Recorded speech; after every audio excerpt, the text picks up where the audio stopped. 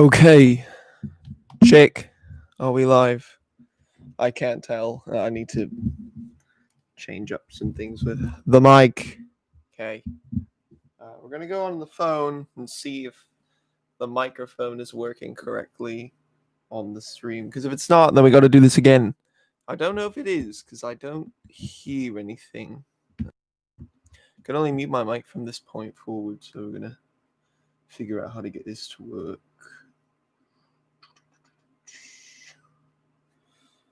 Okay.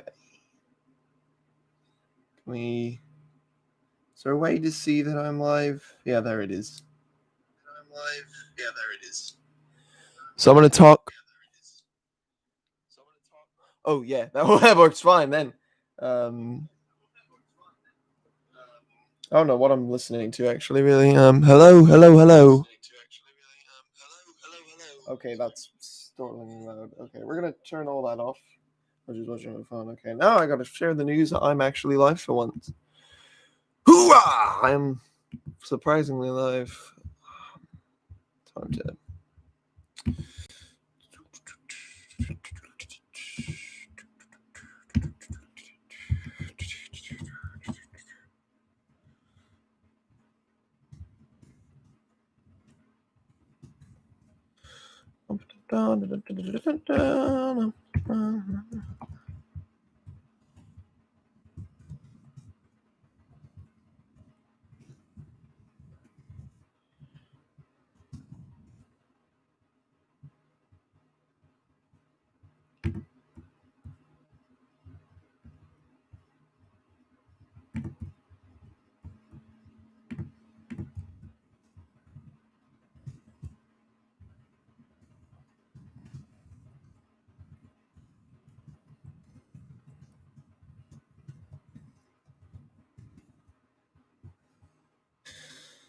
It's been promoting myself all over the place. I don't know where else to toss my name. There we go. Happy 800 subs. Ridiculous, right? I shouldn't have that many. I don't know why I do. Yay. Hello. Welcome to the stream. This is the place where I mindlessly ramble about God knows what for the next possibly 2 hours. And where I'm going to talk about maybe... Yeah, I know you're Walrus, idiot. I know you. Yeah. So I get to talk about everything, including probably I'll update as people come in and talk. I'll update on the idea that my channel may not exist anymore, at least in this current form. I might actually just reboot this whole thing. Either that or make a completely new one and slowly cross-promote it between these two. It's going to be a fun time. I have no clue if anyone who's actually a part of my core original fan base is going to hop in and say hello. But it'd be nice because I have Walrus. You probably don't know this, and probably a couple of you maybe watching won't know this, but I've had a fan base for quite a while, and it's not that it has so many people in it, but it's got a few people that have been around for years now. So the people that have been around for years are going to probably be surprised that I'm going to, stop doing this. Going to stop, doing YouTube and stuff. Hello, Casey. I haven't seen you around in quite some time. It's been a while since I've seen you. I think last time I streamed was the last time I'd seen you in the comment section. But besides the point, greetings. I wish I could see who is viewing so I could say hello to all of you. So if you're watching and you're not commenting, you should do it. Wait, participants? No, there's only 3 people in the chat. Okay. Well, that's fine. Yeah, it's been a while, isn't it? Yeah. Great. So I have no clue who's watching and who's doing what. If you're actually viewing this and you happen to, if you're happening to view this, comment so I can talk to you and I can shout out who's in here because I like doing that. I like talking to people. Great. I'm just gonna put a message in here.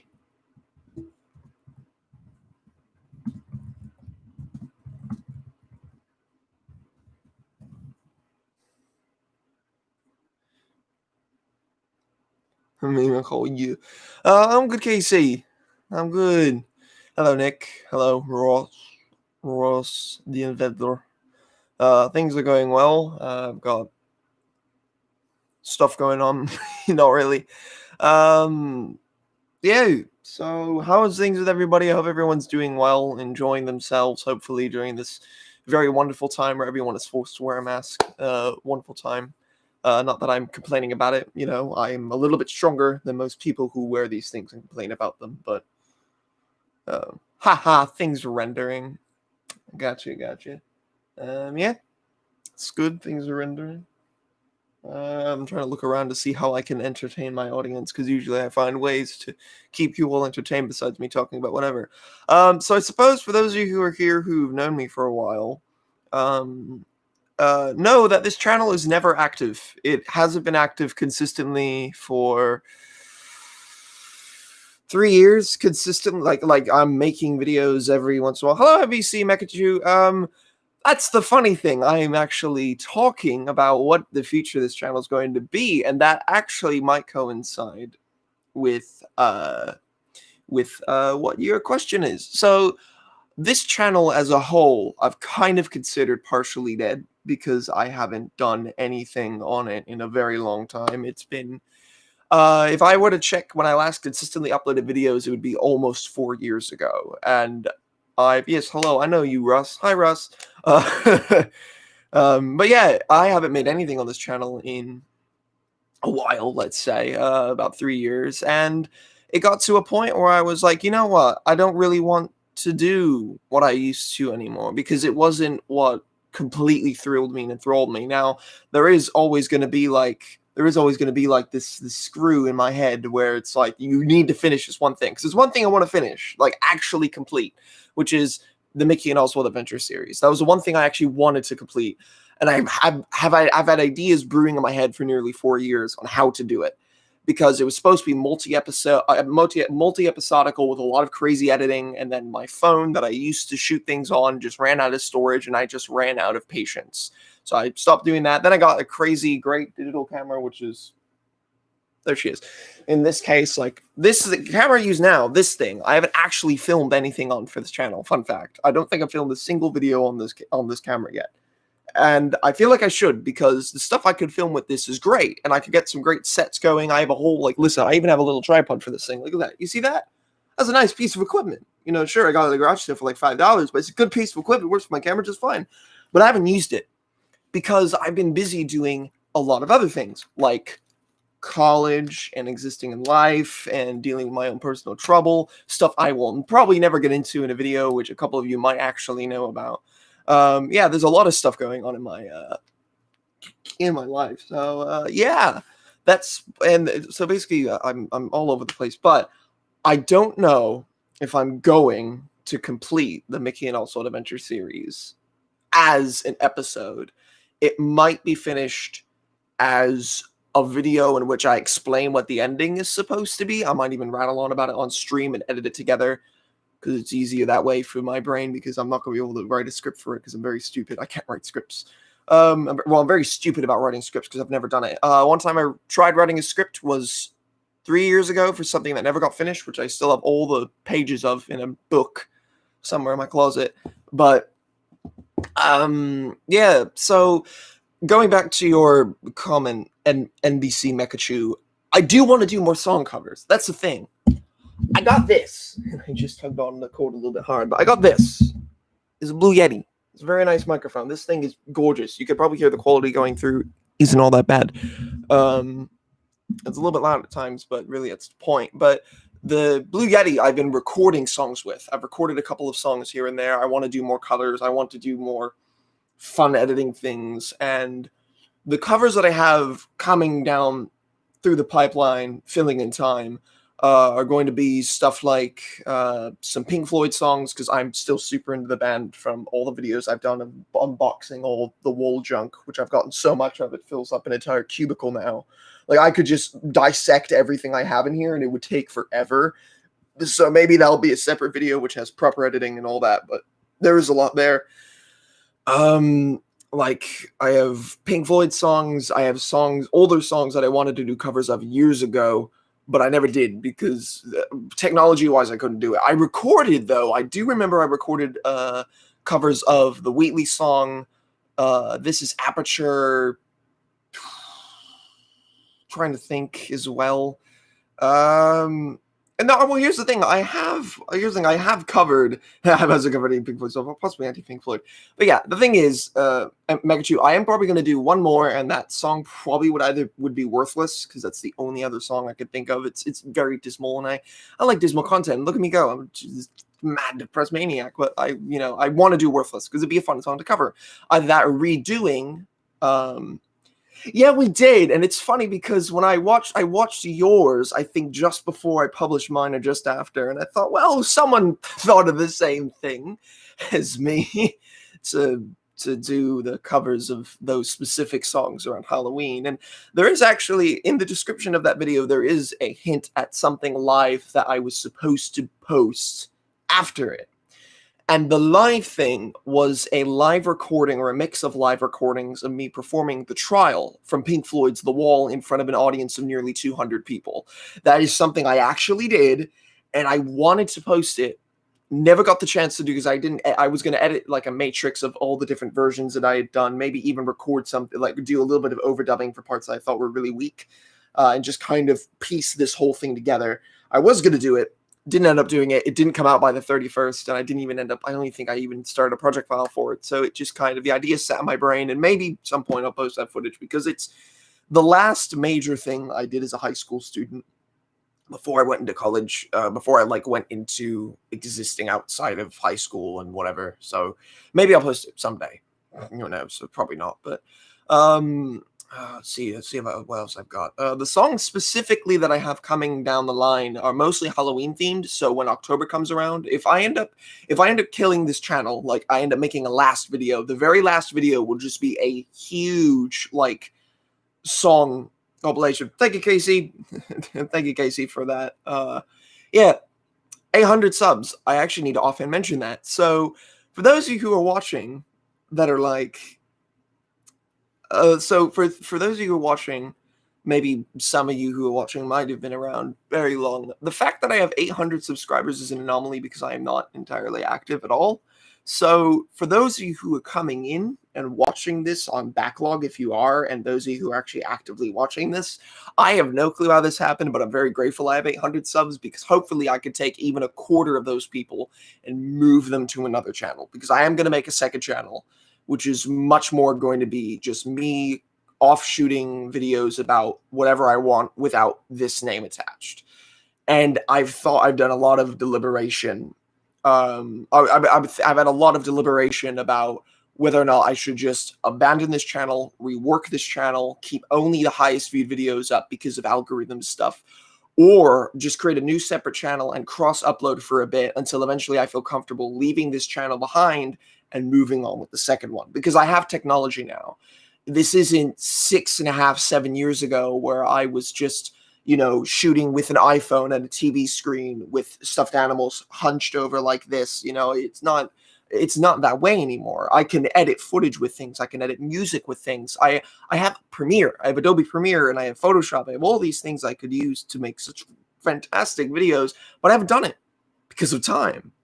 And because I've been so obsessed with other projects that I'm working on, and one of them being a very, very, very, very, very intricate project that I am about halfway done with, where I take the Pink Floyd album, The Dark Side of the Moon, and I make the whole thing like a giant music video for the album. And I've been working on that since January of this year, and pre-concepts and ideas for it as far back as October of last year. Like when I posted the Brave Little Toaster cover, I was still making ideas and kind of jotting down information and websites to use for this project. It is huge. I've put dozens and dozens of hours of editing, but the YouTube copyright system might, me over a little bit there because of the music, because it's all copyrighted.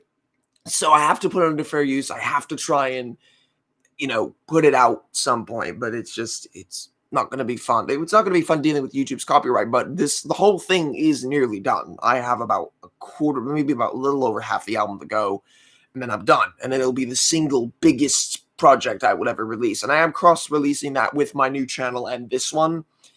because I want to, and it'll be 2 separate uploads. I might just do like one half of the album on this channel, one half on the other, and once the other channel gets traction, posting the whole thing there and taking down the previous 2 videos. I don't know. I'm all offshooting stuff in my head. I wouldn't mind recording stuff for that, Mechachu. I wouldn't mind recording stuff for Worthless.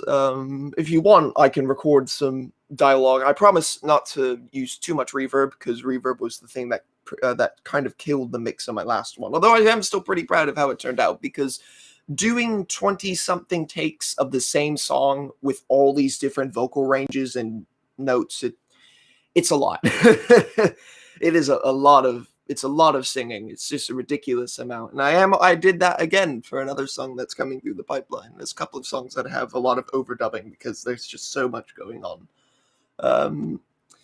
But yeah, so that's that part of it. I don't know what I just went on. I know what I just went on about, but it's a lot. I do have Discord. I do have that. I'll post it in the chat, because literally most everybody who's watching this probably has messaged me on Discord one time or another. Let me see if I can remember my code. Yeah,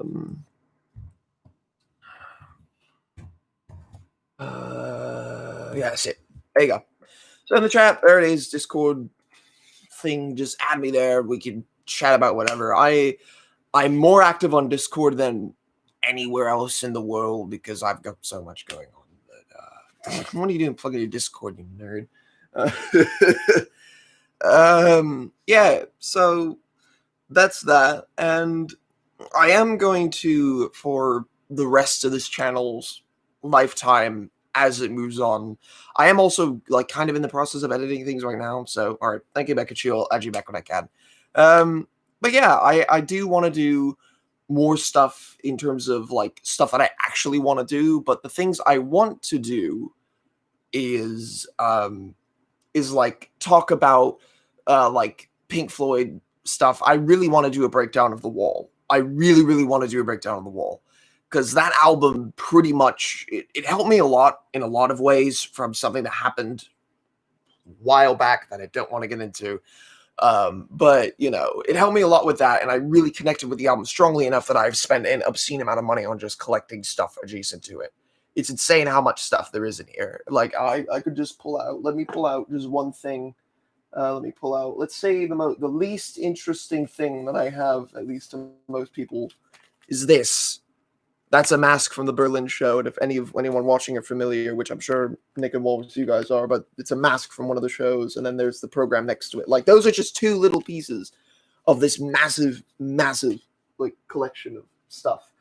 I might show it off, again, like I said, I might show it off in another video, but for now, it'll all stay on the shelf and sit comfortably. But really, like I said, I do want to do a sort of, I want to do like a breakdown of The Wall, because The Wall is an album that's impacted me so much as a person, and creatively as well, because if it wasn't for The Wall, I wouldn't be into Pink Floyd, and I wouldn't be working on the Dark Side of the Moon project that I am now. But yeah, so that's coming down the pipeline, and I'm trying to think of other stuff that I've been working on. I have a whole ton of stuff I could potentially review, like for the second channel.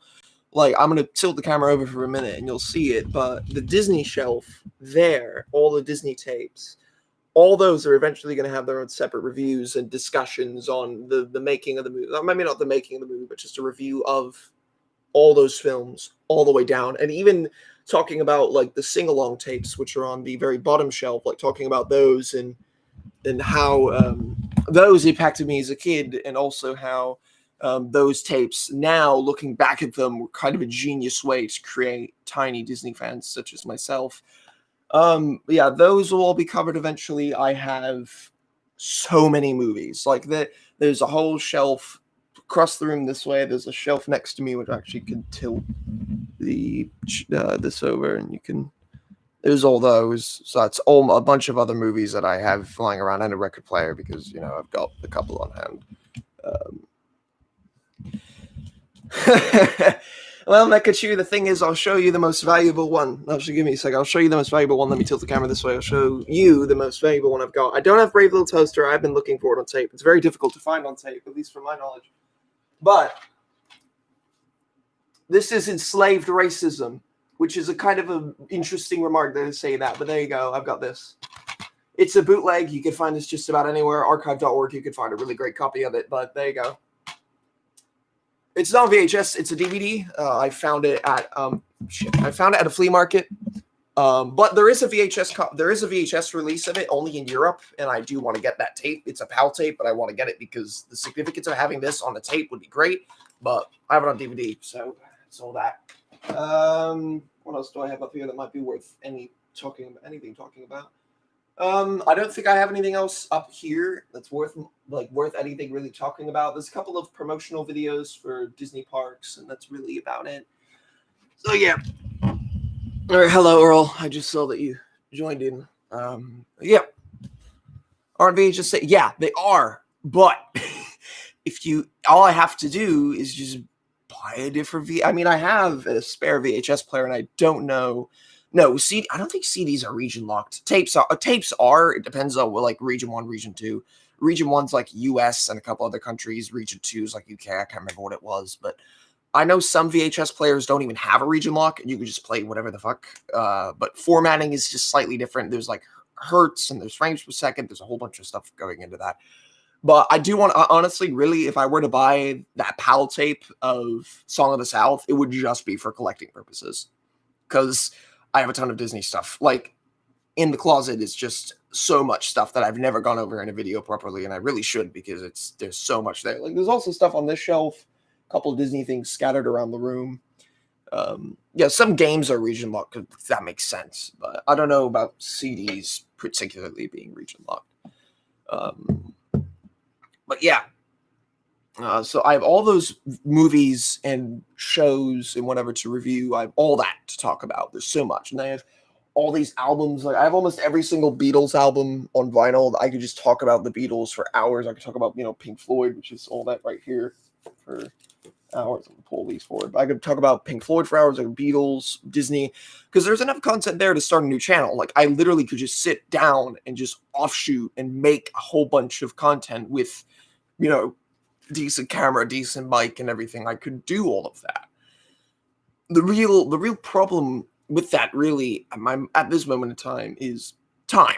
Because time is it is a killer. Because I'm doing a lot. I'm always doing a lot. Besides editing, besides working on my own personal projects, I'm always doing stuff. Yard work, other work for people. That's about all I really do.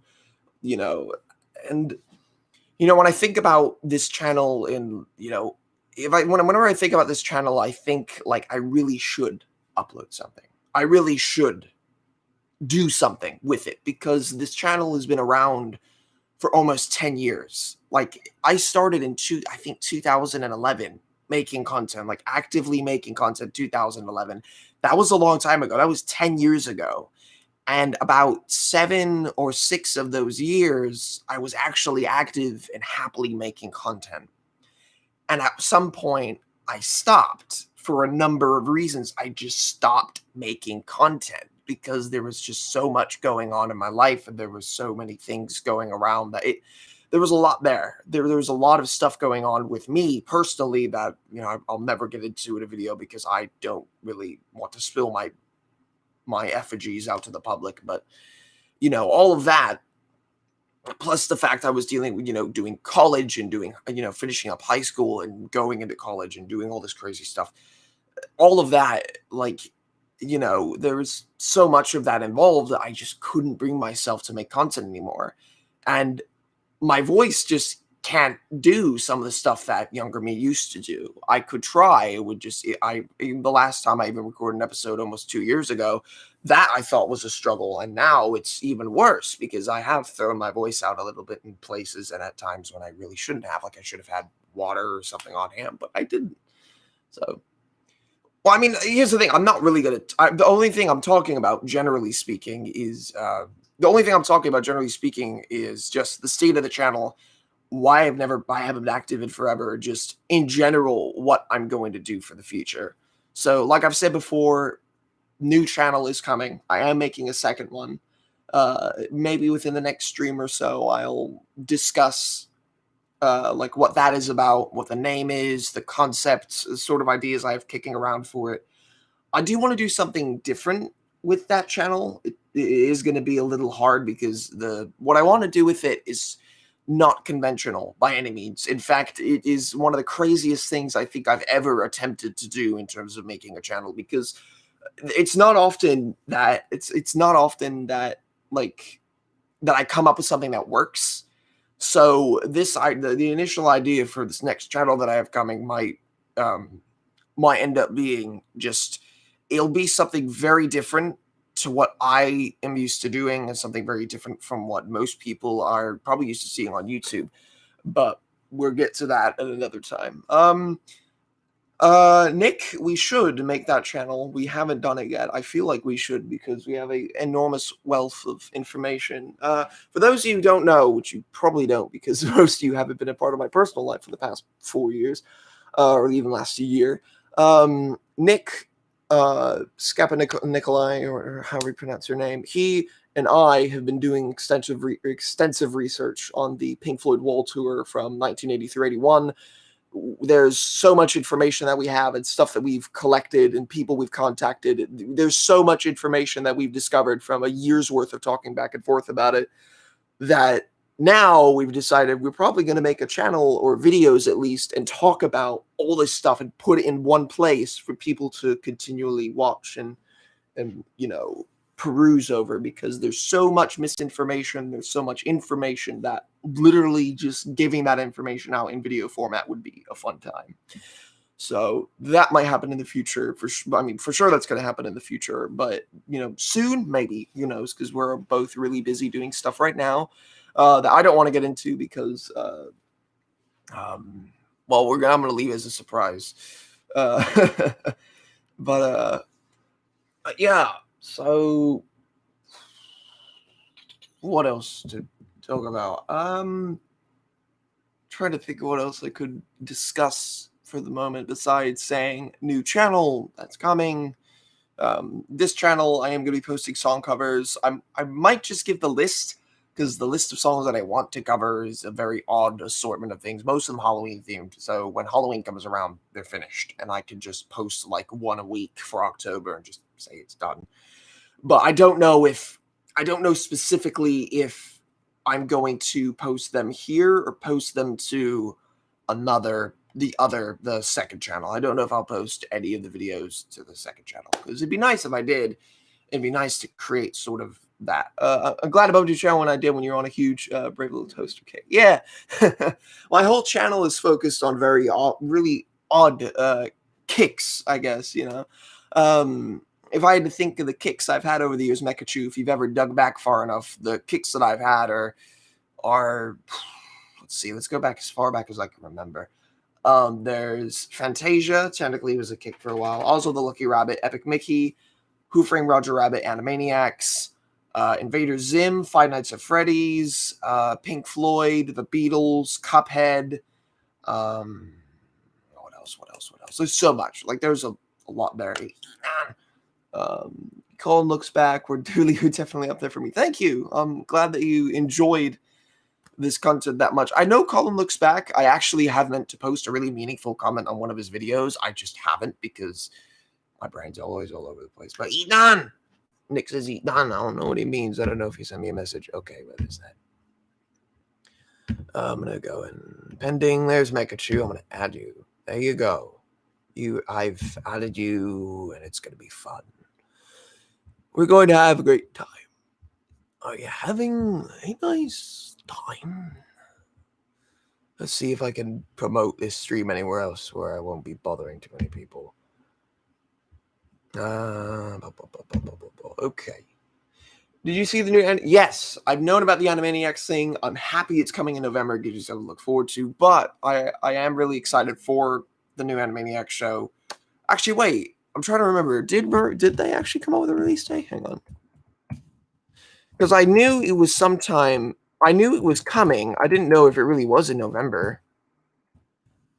I said I knew, but that's a lie. I didn't. Oh, it set a premiere date. Oh my god, it does have a premiere date. Oh my god. Wow. November 20th, a full 22 years after its final episode. Oh boy.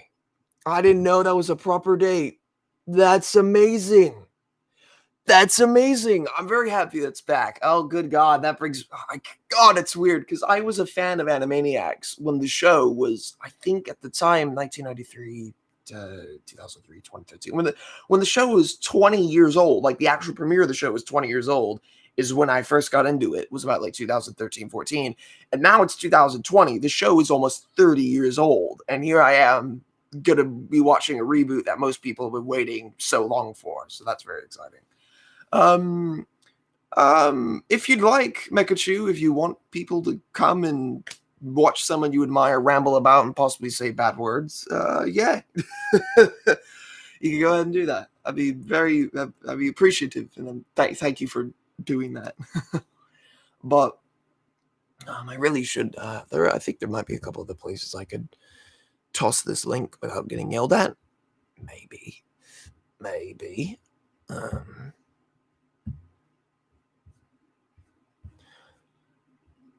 I got really nowhere else. I used to have a lot of stuff I used to, if only your birthday was 10 days later. I'm trying to, oh yeah, because it would have been,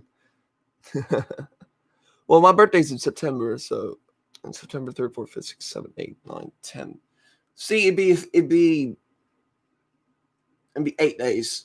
I don't know if you were making a reference to 9/11 or not, Nick, but maybe you were. I don't know. But yeah. Yeah, November 30th. I think I know you're referencing though. November 30th, the release of The Wall. So,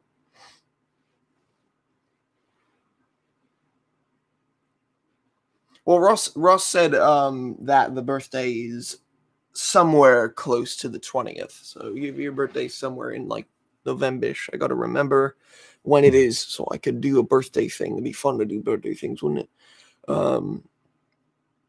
Yeah.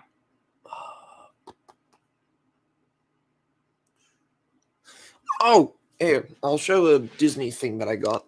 Oh, God, my knees. I don't know if any of y'all heard that, but I have knees of an old man.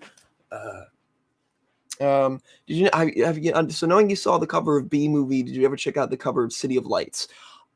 I didn't. I should. I checked out B Movie just because it was adjacent to what I was doing, but I will check that out. Hello, Jana. So I want to show off this little guy right here. This is a Mickey doll. He's not. He's a little bit on the older side. He's from 1988. He's an older fella. The great thing about him, though, he talks, or at least he used to, because now his talk box, the string goes in too fast. Then it goes in like far faster than he actually talks. So we're gonna play this back, so you can understand a word he said, right? Well, if I pull this thing back and slowly just, it's weird. I swear this thing is cursed. So maybe it is. Yeah, I want to do one more there. It's a weird demonic thing. Also, Mekachu, what birthday do you share with it? Do you share the series premiere from the 80s, or do you share a birthday with one of the books? Because I feel like the series and the books are two kind of adjacent things. Yeah, we're gonna play that one more time, just because it's fun. It's a bizarre little anniversary of the TV show. Nice. It's actually very cool. I love the original model series. It's such a good show. God, I might actually talk about that. And one of the season 5 episodes. Nice. That's cool. Is it like your actual birthday for the season 5 episode, or is it like just like the same date as a series 5 episode? To the date. Wow, that's cool. That's really cool. Which episode is it? I might be able to remember its name because a couple years ago I watched the entirety of the model series just offhand for fun because I thought, man, I should watch Thomas the Tank Engine because I hadn't watched it in years at that point. Wait, I gotta bring him here. I have my dog. He's here with me. I'm gonna go bring him. Oh yeah, here he is. There we go. This is the dog. He's been here. He's been here around for a while. You've been around for a while, yes. Give me a kiss. Thanks so much. I love you, dog. I love you too. Yeah. Come on. First episode talks about racism or LGBTQ. I'm gonna off myself. I don't care what they talk about. I honestly don't. Like, here's the thing: Animaniacs was always known for like remaining somewhat relevant and making spoofs off of pop culture. That was a lot of what it was. So, oh yeah, was it the one where Mekachu? Was it the one where like everything kept going wrong? So, like, Tiger Moth crashes into hay and Topham sinks into mud and all that stuff. So they eventually have to, like, sit on a houseboat on top of, like, a flatbed, and Percy's pulling that down the line. Is that it? Maybe that's the one. I don't remember. It is a pretty good episode, though, if that is that same one. But, see, the thing is, Walrus, I don't really mind if they do, because it's a modern show, and the show always addressed issues from, years ago, and the show's been in development for like it's been in development for years. They've been trying to reboot Animaniacs for a very long time, so I wouldn't be surprised if they do talk about modern topics, because it's just a modern show. Like I think it's fine, because Animaniacs has always been relevant in culture that way, but like I said, Animaniacs has always been relevant in culture that way, so I think it'd be fine. You'd have no complaints from me, because I just don't mind it.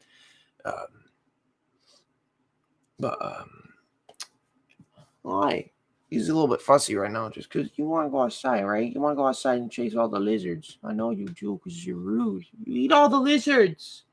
We don't have a lizard population around my house. Ah, he's ridiculous. Absolutely ridiculous, that dog.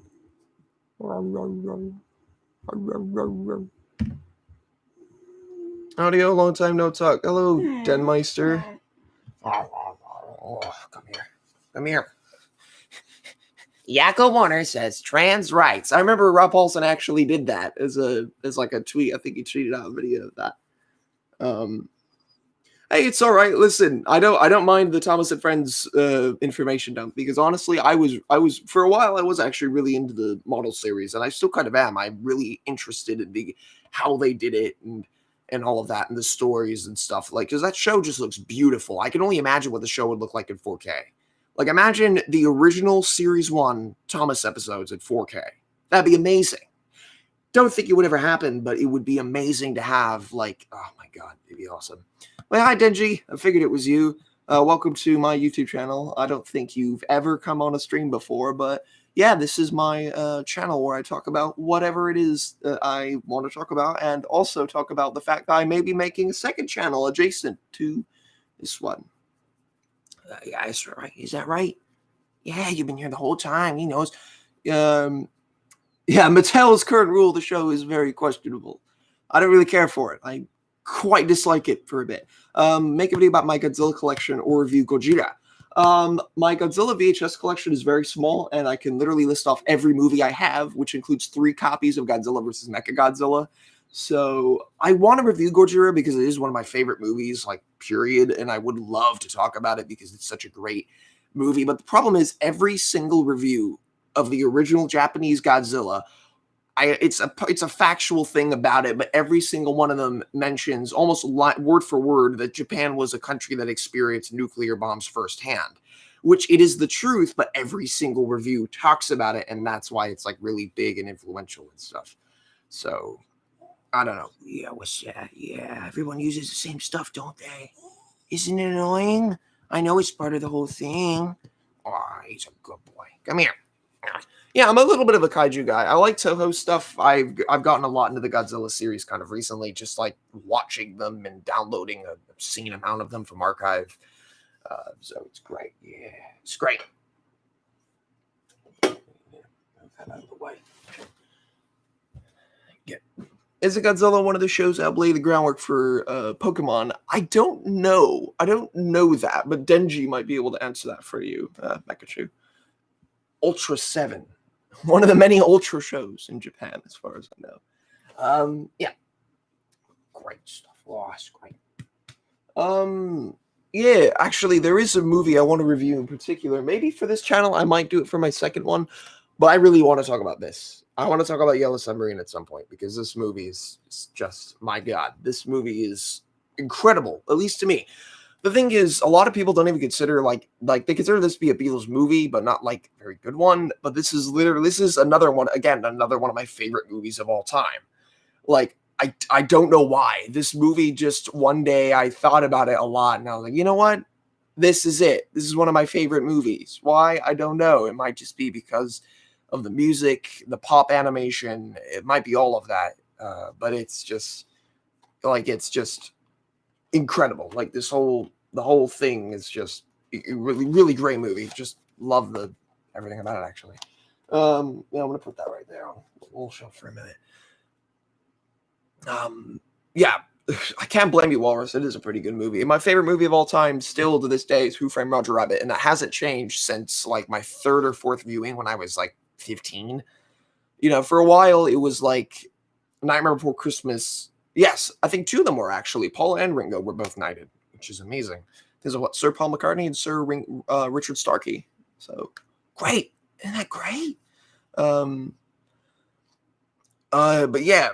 For a while, Nightmare Before Christmas was my favorite movie of all time. That was like the creme de la creme of movies, was The Nightmare Before Christmas. And that one, like, I love the animation, I love the music, but I also was like this kind of sort of edgy 11, 12-year-old when I first saw it. When I was in 8th grade at like the age of 14, it was like one of my favorite things because it was like it was like, super edgy and, like dark and dismal, all of that. And I really did like Nightmare, and I still do love Nightmare. It is, again, one of my favorite movies, but Roger Rabbit took the top spot because of just the ingenuity, the story, everything. Like there was so much about Roger Rabbit that just enticed me when I was really getting into how film works and how films are made and stuff like that. So Roger Rabbit became my favorite film very, very quickly. It was like kind of an alarming. I was like, you know what? This is it. This is it. This is my favorite thing. I think Gojira would be in probably my top 10, maybe. And Yellow Submarine would be in like I don't know, because here's the thing, I suck at ranking stuff. All I know is Roger Rabbit's my favorite movie and Nightmare's somewhere around there, but I don't know where Yellow Submarine would sit. But yeah, I need to find a place for Yellow Sub to sit. Although the Wall movie by Alan Parker, rest in peace, by the way, Alan Parker passed away recently at 70 something. Good Lord, wow, lived a great life and all that. But yeah, the Wall movie is another really great movie. I love the cinematography and the editing and everything. It's such a trip of a movie. Dismal, very dismal, but fun. Watching behind the scenes for Roger Rabbit. Yeah, it is interesting because the whole movie was made without computers. Every single shot is an optical shot, and that's amazing considering that like Roger Rabbit had more optical shots than all 3 Star Wars movies combined, like the main original trilogy. And that's literally full of effects, like with the lightsabers and stuff. And Roger Rabbit had more than all of those movies put together, which is crazy. Like that's crazy to think about because Star Wars was very technically incredible, but Roger Rabbit is kind of on another level in that way because there's no computers. Roger Rabbit was supposed to get a sequel. It didn't. It didn't, and I can see why, because it'd be hard to make a sequel to a movie that was made entirely by hand. Like, to take Roger Rabbit and make a sequel of it would be nearly impossible to me, unless done right, which would require a very hefty budget and a lot of really great people. Yeah, they did use robots. They did, Ross. That's right. They used robots for Roger smashing the plates across his head, Baby Herman holding a cigar, and that's really pretty much the only the only times that they use robotics. Also, Roger grabbing the shot glass and drinking it was another one of those. They covered it with the animation and stuff. Incredible, really. I honestly need to make a video on just the ingenuity of Roger Rabbit and how incredible that movie is. See, here's the thing, Becca True. Roger Rabbit, if made today, would suck. And now you may be thinking, well, why is that? Well, the reason why is because everything would be shortcutted. Everything. Because you have to think of Hollywood now. Everything would be a shortcut. It would all be done with computers. They would have like motion maybe not motion capture because that is falling out of style, but they would have something similar, like to, so the actors could interact with, something there on set that they could digitally remove and all of that. It wouldn't be the same movie, at least to me. Now, would I love to be a part of it? Yes. Even if it turns out somewhat, you know, maybe somewhat, maybe not bad, but even if it turns out somewhat, indecent, I would love to be a part of a sequel to Roger Rabbit. So imagine a sequel made in Flash. Ooh, that'd be something, all right, to make a sequel of Roger Rabbit in Flash. But but yeah, really, because the thing is, there's a lot of people who are talented in 2D animation enough that movie, a Roger Rabbit sequel, it's okay. I said before it was impossible. Maybe it isn't, because there is a lot of, there's a lot of stuff in terms of 2D that can be done with it now, like, Cuphead. There's like Cuphead's out there, the new Looney Tunes cartoons, although those take a lot of shortcuts, those are there. With CG, kind of akin to the Amazing World of Gumball, I guess, but even then, Gumball as a whole is, where they combine multiple styles, which would be a cool thing. But I feel like the thing is with making a film in the Gumball sort of like way of doing things, I don't think it wouldn't really work all that well because Roger Rabbit, when you watch that movie, the style is very, very consistent. Like, I understand, like, maybe we're not entirely mixing different styles, and the characters would be roughly all animated the same and whatnot, but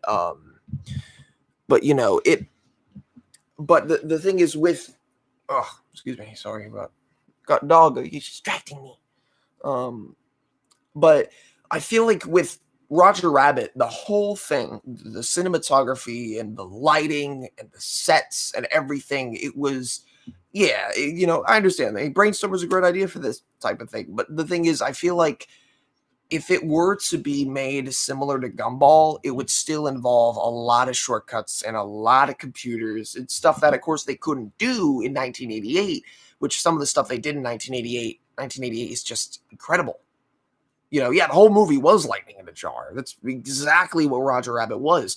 It was at a time where CG was not present in film. It was used a couple of times offhand, and I think the music video for Money for Nothing was the largest use of it sometime in the mid-'80s. But when you think about, movies with CG, Jurassic Park was the first one to use it properly. Jurassic Park was the very first film to use CG in a very impactful way.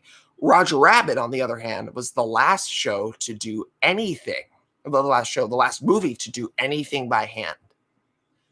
And that's weird because Roger Rabbit came right before the Disney Renaissance. And I argue all the time that Roger Rabbit was a part of the Disney Renaissance. No question in my mind that it was, because that movie, if not for Roger Rabbit, then I don't think, honestly, I'm dead serious. Without Roger Rabbit, the Disney Renaissance would not have happened, and that is something you cannot change my mind on. Fantasia is a different story because, like, at least for me, Fantasia is a different story because Fantasia 2000 had stuff like bits and pieces of the Firebird sequence and the what's the name of the, I can't remember. There's a sequence of the whales in Fantasia 2000. That one as well uses CGI. It's almost entirely CG, but it looks good because it's stylized in a way that isn't like jarring. It's used in a way that isn't jarring. And Roger Rabbit, although you said, that you weren't talking and made entirely with CGI, but that, like, they were going to make a Roger Rabbit sequel with CGI. And there's a test from 1998 that shows Roger and CG interacting with someone in an environment. It doesn't look that great because, well, again, it's 1998, but also because it's not right. It doesn't fit Roger Rabbit as a whole. That the whole movie deserves to be in 2D. So, yeah, I know about Last Starfighter and a couple things, but the thing is, when I'm talking about Walrus, is that CGI as a feasible piece of movie making wasn't proper until Jurassic Park. That was the first movie to take CG and actually use it for something in an intelligent and really crazy sort of way. which I actually have somewhere on my shelves. Jurassic Park 1, 2, 3. Because those are great movies. I highly recommend. If you've never seen a Jurassic Park movie, what are you doing? Go see them. They're great. Banger films. Great.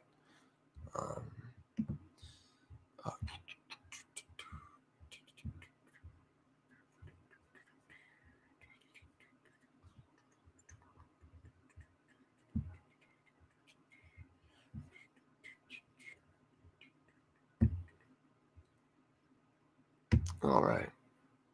Great, groovy. My dog. Dog is here. I might step out very briefly to get some water because I am getting my voice is getting a little bit sore from talking for nearly an hour straight. So time to go and water. Don't cause trouble. You guys can stare at my dog. I'll go shift the camera. Actually, also Walrus. Before I leave, to answer your question and to answer in a very simplistic way. Give me a minute. Yes, I have. Does that answer your question? I own it on a goddamn VHS, and I've seen it. No, it's okay, Jen. Trust me, people interacting in this stream is a good thing. I don't mind it. I don't mind people just interacting at all in here because, honestly, like, it's good. It's good to interact in a stream and do stuff, even if you're talking amongst yourselves. I don't care. Just do what you want. Well, not entirely do what you want. There are limits, but so I'll be right back. I'm just gonna grab a drink, and you guys can stare at my dog because there he is. There's dog. You might follow me out. You're gonna follow me out? Yeah, you're gonna follow me out, you little rat. Okay, fine. I'll tilt the camera back up. There we go.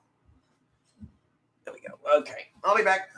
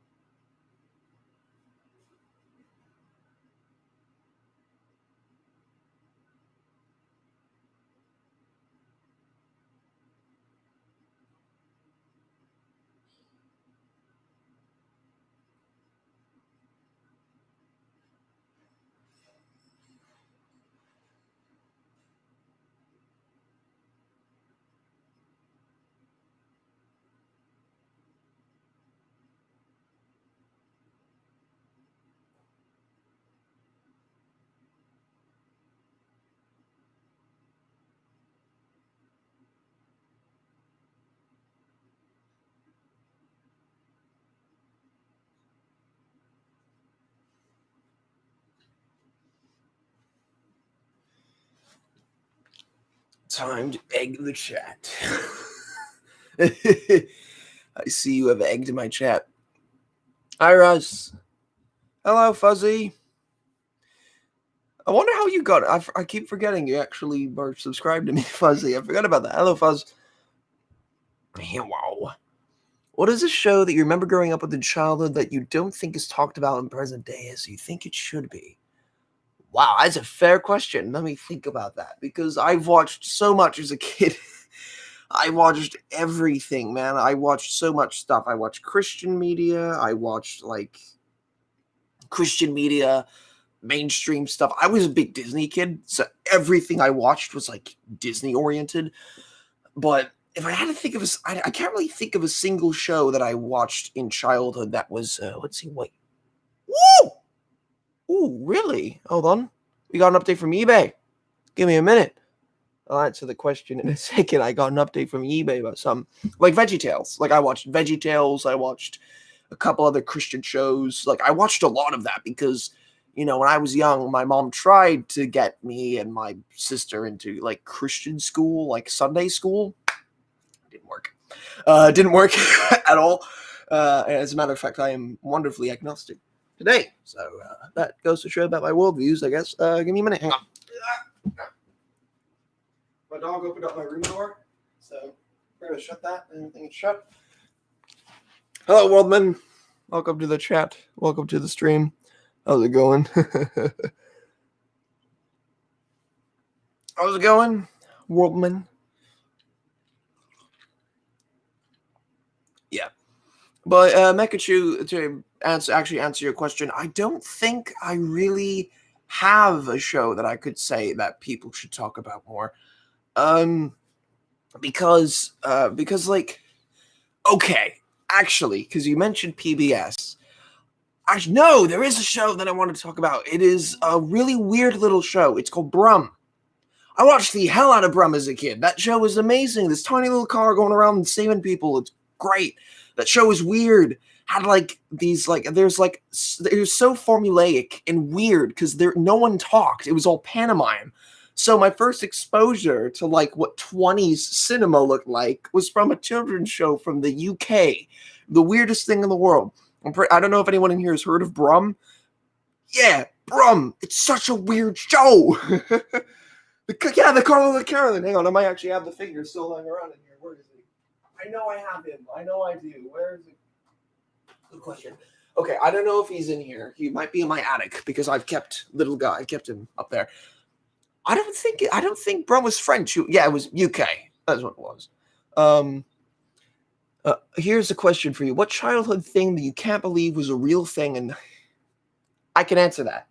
And I can answer that in the most convoluted story possible. So when I was a kid, there was a VHS that I had in my house that we gave away when I was very young.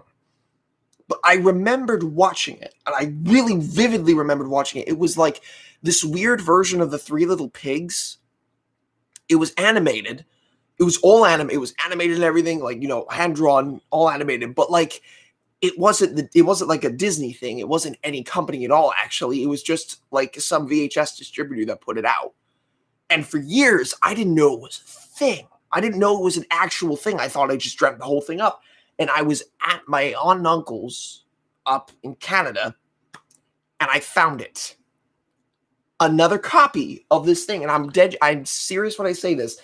This exact release of this thing, I have never seen another copy of anywhere. On YouTube, it exists, but it's not the same cut. There are a few differences. It's not. It wasn't Dingo Pictures though. It wasn't Dingo Pictures. It was something different. I'll show you what it is. I don't know if anyone's going to recognize this, because this was very much a Canadian thing. And I've only here's the thing. I've never seen another copy of this online that is in any decent quality. So one of these days I have to transfer it and put it to HD.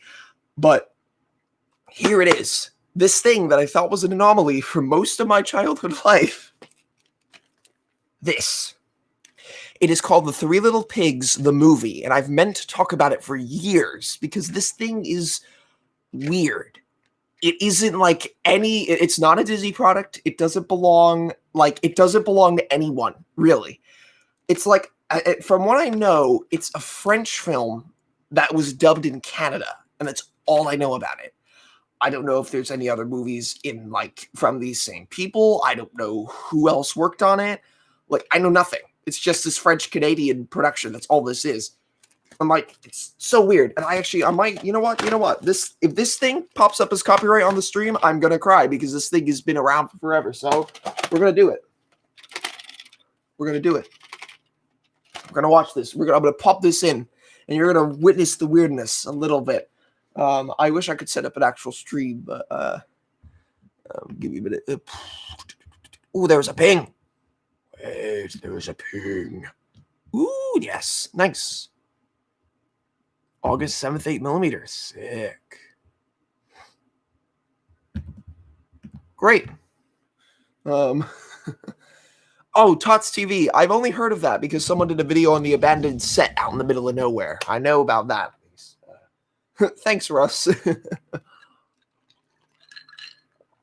It's a wonder I've been able to animate for this long. I get very tired very easily, but okay, we're gonna pop this in because this needs to be seen to be believed. I'm dead serious. This exists, and I've had it for I've had this tape. I brought into my house in 2013, maybe 2014, and I've meant to talk about it. I just haven't for some odd reason. So.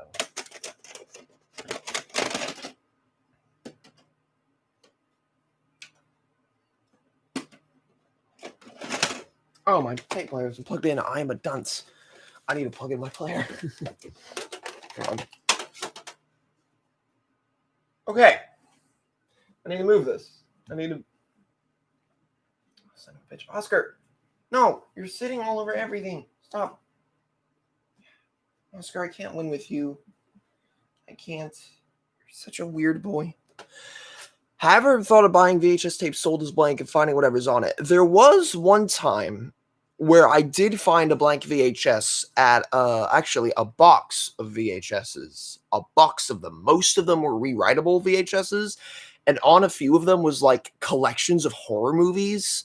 Like I'm talking Dracula, Frankenstein, The Invisible Man, The Mummy, like a whole bunch of them. And then there was another one that had another one I actually got just recently that has Nightmare on Elm Street 2, 3, and 4 on one rewritable VHS. It's so weird. I don't know. I found these in like thrift stores, charity shops, and one box I even found next to the recycling area at my local Walmart. It was a whole box, and I actually have a video of me unboxing all of them that I never posted because I never thought it was worth talking about, or even discuss, or even just showing. Oh, we got it on? Wait. Do we? Is it on? Yep, she's on. It's my disc player. We're gonna on the remote. I don't think this is gonna focus. I can't get this to focus on stream. Like there'll be no feasible way, but I might be able to like somehow get this to focus. Can we? It's gonna play, isn't it? Okay, this is loud. I'm gonna turn this down a bit. Okay, well, I guess there's nothing on that right now. I just need to rewind it. Where did I put that one? Where is it? Okay. Can we rewind that? Oh, stop. Okay, I found the rewind button. Roger Rabbit play with the wall when? I've done that. I think you've seen the results of that sync before, Walrus. It's a great one. It's one of the better syncs that I've done in the past. Actually, it's the best one, no doubt. I'm gonna go find the remote for this. I don't remember. Here's the thing, Denji. Roger Rabbit syncs almost perfectly with the wall in a lot of places, and it's really creepy how well it syncs. I need to find. There it is. There, I found the players thing. This isn't going to focus at all. I don't think I'm going to, because I might just upload like footage of this later on down the line. Like I might just talk about this in a separate video and just upload it. But if I could get this to work, great. I can show you guys this bizarre thing. So, yeah.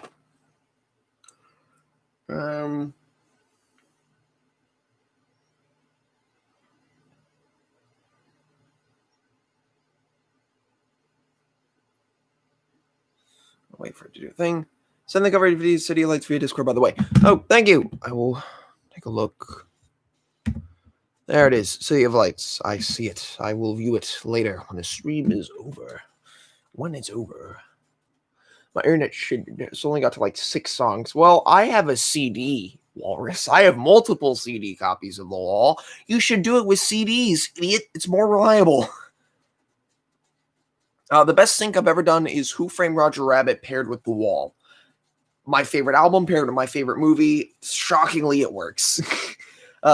Like there's so many little moments. I'll have to do a breakdown of all of them in a separate video, like just talking about like the whole thing because it's mad. There's a lot of good stuff going on in that one. I want to do an animated movie at some point. I do it on tape like a real man. You mean like what? Do it on vinyl? Like I literally just take this and just plop it on my platter and just Although it would be fun to do. I think at some point I did try doing a VHS sync. Vinyl plus VHS. That would be interesting. And it'd be very, very, very, very, very difficult to do it right. But I might do that with Dark Side and Wizard of Oz because I have a copy of Wizard of Oz. I have a VHS copy of Wizard of Oz. I have a Dark Side vinyl. I'll do it at some point. I don't think it'll work. Vinyl plus Laserdisc. Yeah, I've got 2 discs now. My friend does have a Laserdisc player, so it's entirely possible that could be a reality in my future of doing that. It'd be the weirdest thing in the world, though, doing 2 disc-based formats with that.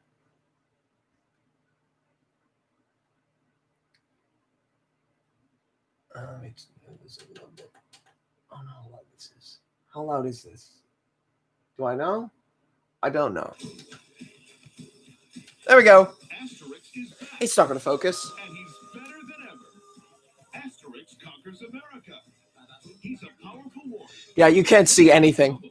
It's just blind. Friend Obelix, he'll take you on the adventure of a lifetime. This time, they're Okay. to discover America. That works, I guess. It's a new land full of magic, Hard to see. music, My. Yeah, I see. Here's the thing. Worldman, I was going to ask you if you knew who Asterix was, because I know, isn't that a Swedish property? Like, I had a feeling Asterix was very much a Swedish property. It's fantastic fun for the whole family. Where every turn brings new danger. And Oh, it's French. brings new friends. Interesting. You know what? It makes sense that a promo for Asterix in America is on this. Or Asterix Conquers America is on this. Because this is a French-Canadian thing. That's bizarre. Yeah, this whole copyright thing. Who cares? I don't think anyone's going to get too mad if I show this. Having one grand time. We've come a long, long way to where we are today. This thing is Anomaly. Our rhyme. So let the music soar.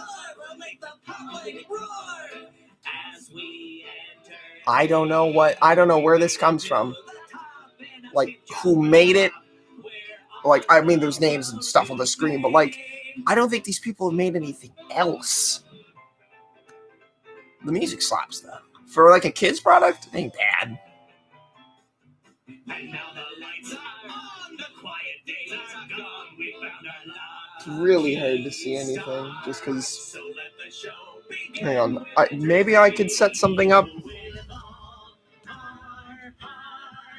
I'm gonna move this. It's mirrored, obviously, because, you know, it's gonna be, but I swear to you, there is not another version of this online that's exactly this one. Like, there are uploads of it, like, from other, like, home releases that I've seen, but none of them are exactly the same in, like, credits, and I think there's a couple differences of even voices and stuff, and also the colors are going to be very weirdly off. I've tried doing a transfer of this. It doesn't look as good as it does on the screen. There's a lot of, like... Oh, it's not mirrored for you guys? It's mirrored for me, because I'm watching the playback. Yeah. Skip ahead a bit.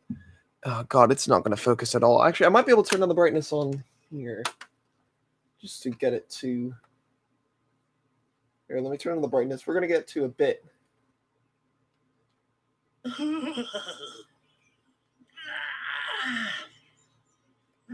The overdubbing is so obvious now that I watch this. But... 1, 2, 1, 2, 1, 2, 1, 2. Now the right leg. There we go. 1, 2, 1, 2. You guys can actually see it. 4, 1, 2, 3, 4. He's completely crazy. Wait a minute. Hold on. Pause. Wait. Jeez, hang on. Pause the whole thing. Did Colin Looks Back actually talk about this? Because if he did, hang on. I'm going to go check, because if Colin Looks Back actually talked about this, I'm going to cry, because I wanted to be one of the first human beings to do it. But also, it'd be weird that someone else actually knows about this. Hang on. I got to see this. I got to see if he actually knows about this. I would be shocked.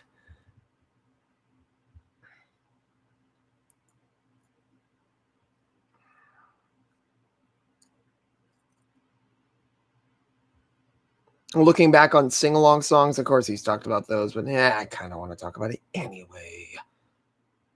Perhaps Christmas Carol. Animated Rocket Fire Explosion.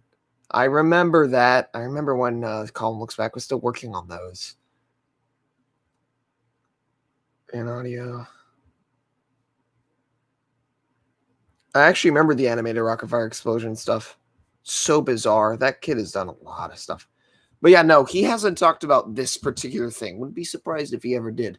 I honestly want to tackle this at some point because it'd be a very interesting thing to tackle because I don't think anyone actually owns this and no one would yell at me if I were to like post about it. So wrong remote. I keep using the one I have it.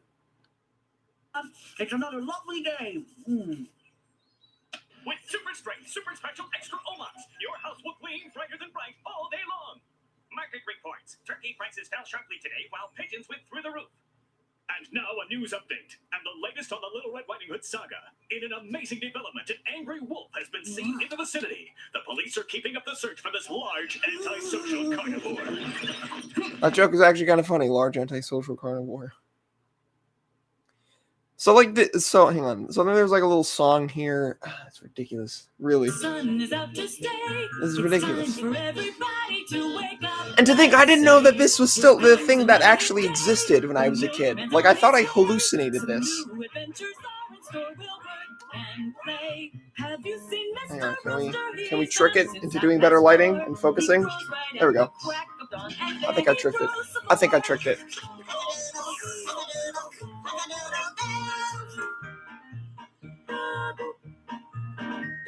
Here comes another This day. thing. The sun is out to stay. It's time for I wonder what this song is in French. Like, if it's actually like it makes sense in French instead of in English. Then there's this bit where they're done the song, and then there's a butcher that comes to kill the pigs because, of course, he does. Butcher, we've been expecting you. There's like church bells and stuff playing as they're gonna get slaughtered. Good morning, Mrs. Bruno. Oh, good morning to you. I think you're going to be very pleased. They're lovely and plump. We should get a good price for them. Come in, have a coffee before you start. Oh, I won't say no. 3 piglets all at once. It must be my day. Yeah, and no matter how dark I turn it down, all the whites are still gonna be like really bad. I don't. I wish I did. I loved Kipper when I was younger. I watched a lot of him, but what? They want to eat us? you want to eat us? Why us? What have we done? We have to get out of here. What are you talking about? Are you going out of your mind? So, No Ava, arguments. so We what have to this leave the is farm. And is that's something all I thought I there is to it. hallucinated when I was a kid. Right, and I'm coming too. We'll go around the world. And when we're far enough away and safe, we'll find a pretty little spot. And we'll build ourselves a house just for us. Well, no one will come and eat us. Are you with me, guys? But we haven't had breakfast yet. If we wait for that, you'll be turned into a pork pie. We'll eat as we go along. Get a move on, silly. Oh, it's amazing. And they just keep going about their thing. And then there's a shot where the butcher shows up coming up here. Come in handy. A bit of common sense wouldn't do you any harm either. We'll climb up these mountains and go across these valleys. Here we go. Here they come. See, you can imagine when I'm watching this as a kid. I actually had nightmares from some of this when I was younger. No, But no. I'm not coming. It's far too exhausting. Surely there's another way. Perhaps we could discuss it calmly. I watched. Sure, ask the butcher for a ride. I'm sure he'd like a pig who could sing I actually really like that line. Musical It's kind of funny. and sleep. And this one. And who doesn't have his feet on the ground? That's great. They're coming.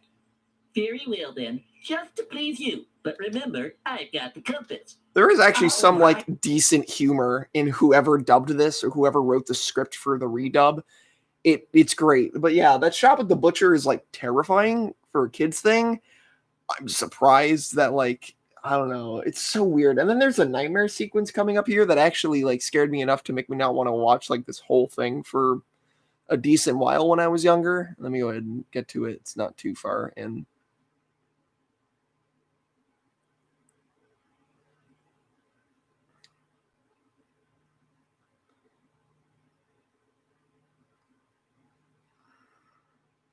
I don't know if it does.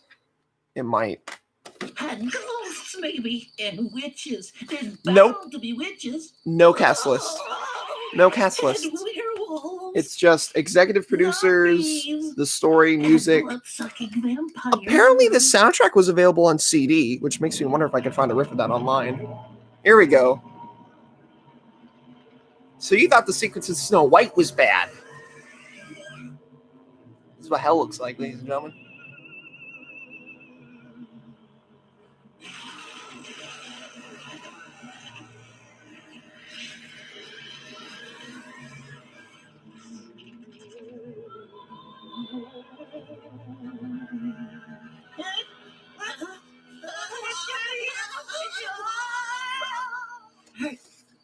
Gerald scarfs the three little pigs. Yeah, you know what? Yeah, it kind of does give that vibe because everything's like really creepy and twisted. But yeah, that's that thing. There's way more to it, but I'm not gonna bother. There's a fox there's like a pompous fox or something, and a wolf that he's trying too hard to sound like Pete. It's very strange. That whole thing is just a nightmare. But I do want to see if Discogs has anything on. Hang on, You got any turtle tapes like TMNT, like Teenage Mutant Ninja Turtles? I don't, sadly. Sad. And actually, the only ones I have are the 3 movies. 1, Secret of the Ooze, and 3. Those are the only 3 Ninja Turtles tapes that I have. But let me go to. Actually, let me check eBay, because eBay might actually have something to do, or might have that in general. I feel like if anywhere would have it, it's eBay. So.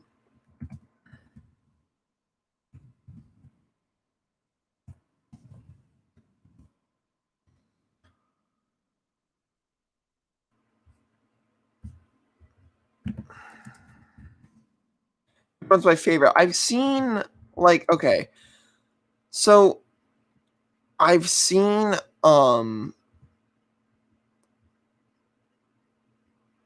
give me a minute. I'm just going through here trying to find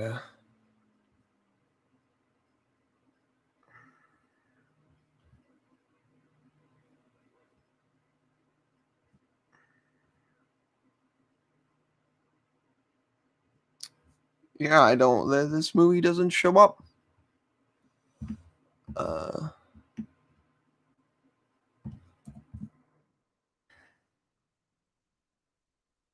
Oh, there we go. I found the French version of it online. I found the French version. Ladies and gentlemen, there it is. Denji, I found the French one. Oh my god, this is bizarre. It is the same case as the American one, but with, French text. So hang on. I'm gonna go on Discord. This is a bizarre little thing. I'm surprised I even found it, or a release of it at all. How often do I stream? I don't stream often. Last time I streamed was March of 2019, and I don't even upload to this channel often at all. So, do I have any fond memories of Jetix or the Hub?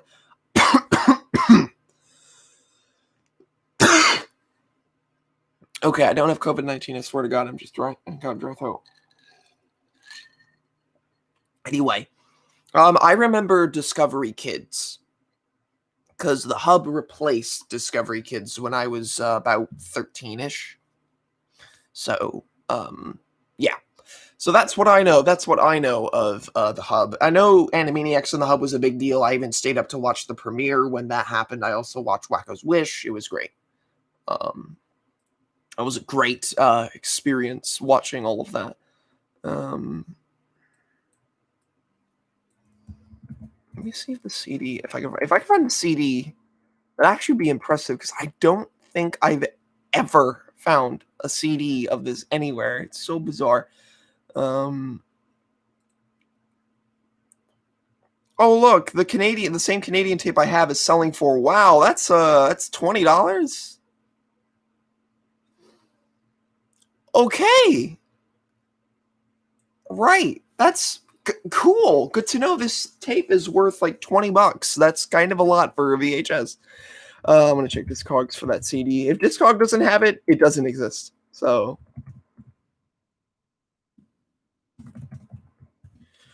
My favorite show was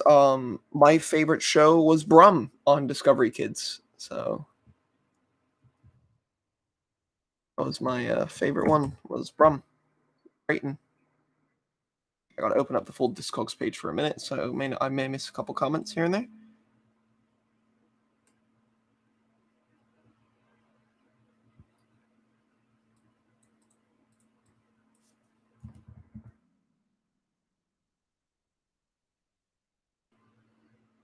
Yo, can you buy the Skeleton Dance on vinyl? That'd be sick. I'd love to buy that soundtrack on vinyl.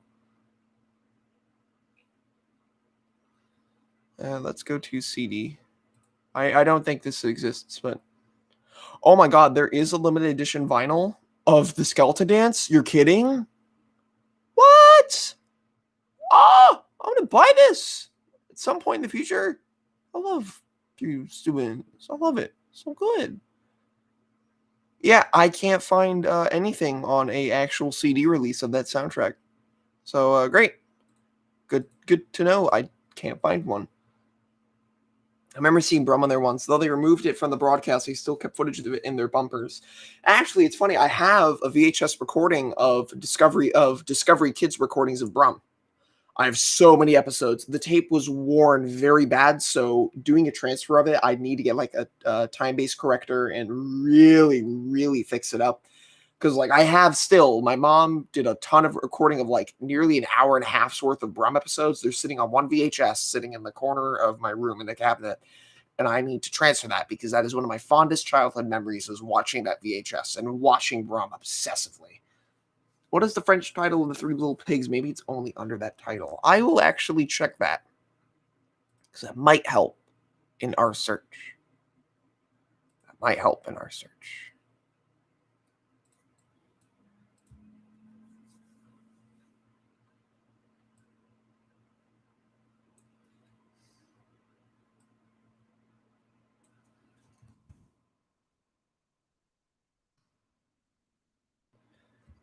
Les Petits Cochons le Film. Yeah, if I can read French, help. So we're gonna. Oh.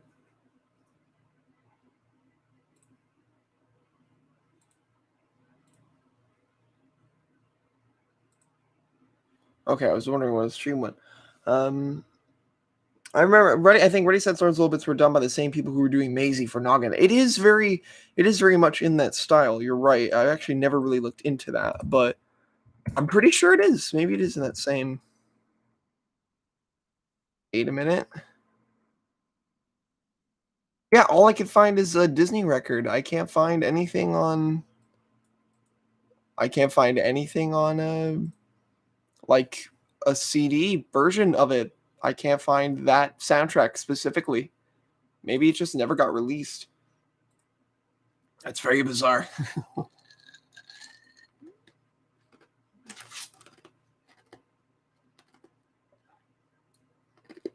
so bizarre.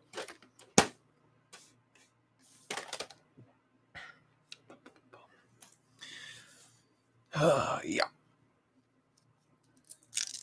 Really gotta love talking to people who grew up shows I grew up with. Yeah, I love doing it too because I've always wanted to talk about like that kind of stuff, like really talk about older. Do you like Richard Scarry's Adventure World? I remember the stories of Richard Scarry. I remember the show that they had. Here's the thing: I was born in 2000. That's my year of birth. I'm only 20 years old this year. It was the late 90s. It was 2000 flat. That's when I was born. Bizarre to think that I was born then, of all time. Hang on, this little thing slipped off my charger cord to wrap it up. I do remember the Richard Scarry animated stuff. I remember there's a couple of shorts I distinctly remember, but other than that, I don't really remember too much of it. It's been a long time since I'd seen any of it. Dragon Ball.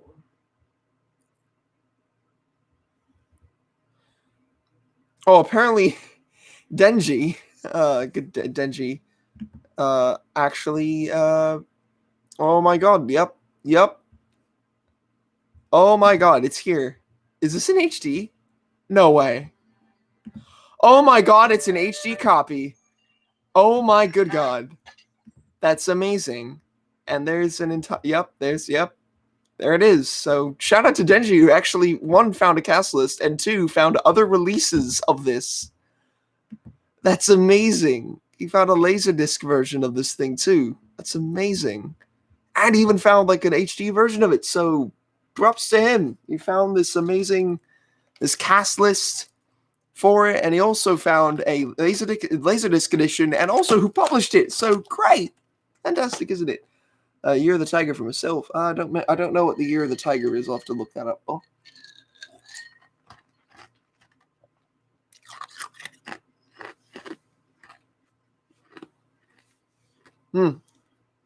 I'm amazed you even found an HD copy of that. That's amazing. I might have to archive that.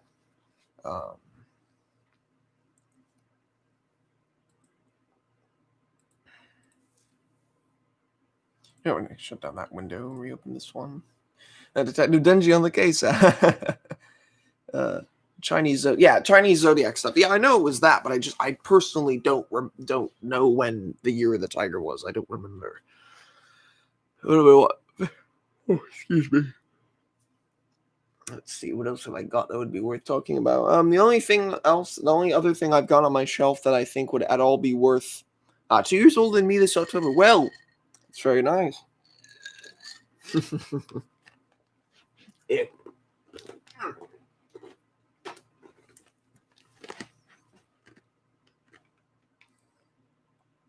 I own this.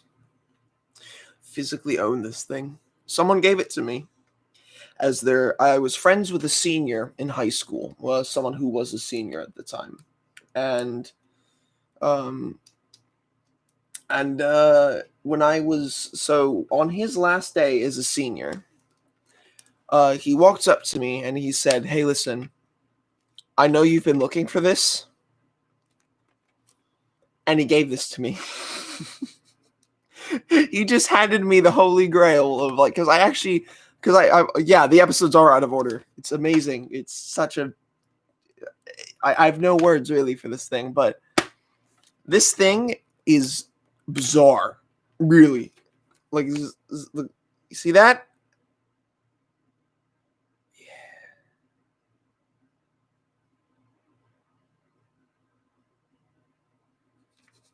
There you go. Yeah. So I own this. It is a thing for sure. This thing is I have no words to describe what this is. So I don't know if it's rare or not. I've never checked, but I've never really checked if it's rare or not, but it's there. It's a thing that exists, and someone gifted it to me, so I'm really grateful for them gifting me this magnificent thing so I could put on my shelf. I actually searched at Goodwill for quite a long time trying to find one of these, and he just gave it to me. Oh, wait, it's the same. What? This guy? That's bizarre. Okay, we're gonna put Donkey. We're gonna have him looming in the background somewhere. I don't know. Actually, he'll just sit down here looming out of frame, just in case anyone asks about it. Anyone who enters asks about it.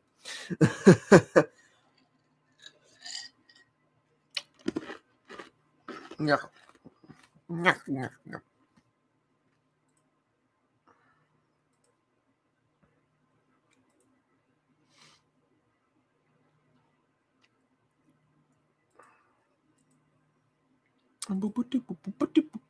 My drink is juice. It is a passion fruit juice by Welch. That's literally what it is.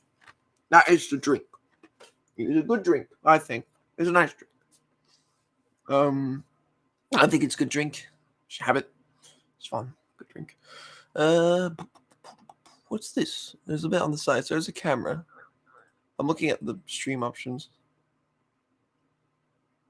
I'll send feedback. Cool. The same guy would also be making an appearance in an episode of OK Let's Be Heroes. Wow. It'd actually be interesting. I've always wanted to interview someone adjacent to the show, like a voice actor or someone, because I've always wanted to know what it was like working on this show. Like working on that. Like just ask somebody like, "Hey, what was it like working on the Donkey Kong Country cartoon? Can you tell me? Like, are there any behind the scenes secrets? Is there because that show was such an anomaly, and I haven't even seen it all. I want to though. I just never seen all of it. The reboot. Yeah, Ringo did sing on one of those. Bizarre. Ringo, good old Ringo. I love him. Oh, Ringo, peace and love. He said, "Peace and love. I am warning you with peace and love. Do not send me fan mail after the 20th of October. Any other fan mail sent after that will be tossed." Oh God, Ringo.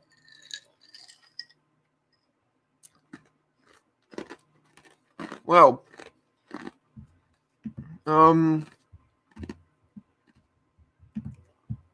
it's a very, I know the guy that went to wait. Oh wow, went to play on a character named Hugo, Monster Buster Club. Dang. So best Pink Floyd album. Well, I don't know, but I can maybe give you a hint. Let's see. So I've got. Let me pull aside my 1, 2, 3 different copies of a Wall show on vinyl. Let me put away my super rare promotional book from the Wall. Let me put away my literal actual textbook on the making of the Wall. Let me put away Gerald Scarf's art book, the Is There Anybody Out There live album. Let me move aside the original movie program from 1982, the Alan Parker film on DVD, the Wall Live in Berlin on DVD, an original banner from 1982, Brit Floyd tour t-shirt, 60 photographs taken by Peter Still, the Wall Live in Berlin on VHS, another copy of the Wall Live in Berlin on VHS, Run Like Hell and Don't Leave Me Now, and Another Brick of the Wall Part 2, and One of My Turns, a cassette copy of February 19th, 1981, the Wall Live in Berlin on CD, Teacher Glasses, my Immersion box set, which is 7 discs of Wall content, a Roger Waters The Wall tour t-shirt, countless other pieces of promotional stuff, including newspapers, a magazine on Pink Floyd which has Wall stuff in it, another magazine that features the Wall, another magazine that has a rare Wall ad in it, and last but certainly not least, a magazine from Germany talking about the Wall shows. But yeah, honest to God, my favorite album by Pink Floyd is The Gay Triangle. Yeah, you made me tear apart my shelf for a joke, but God bless you.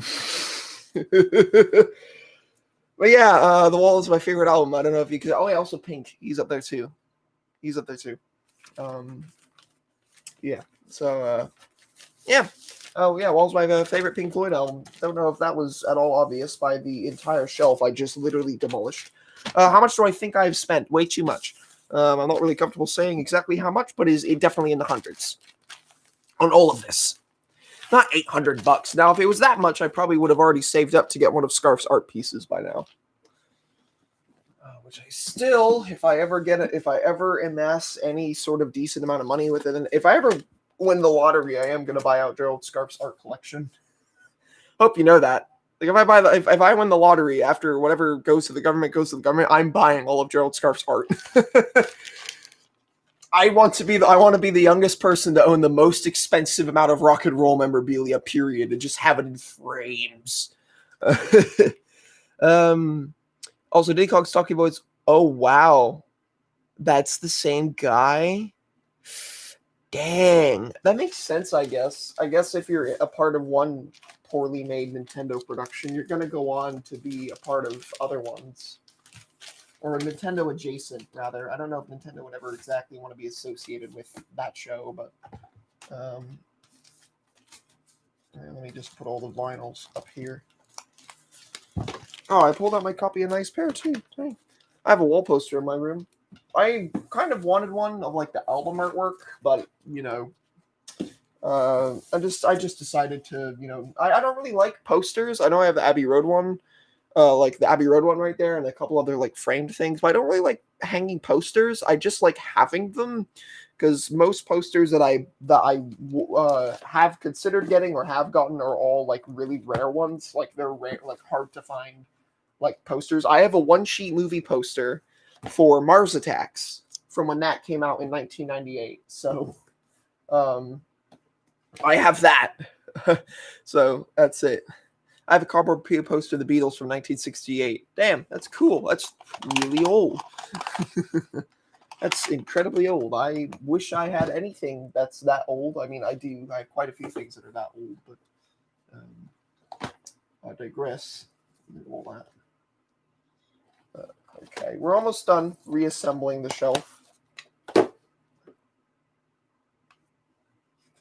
Here. We're almost done reassembling the shelf. It's about done. I think the band is about ready to go now. No, not quite yet. One thing I would like to point out, like upon the conclusion of the show.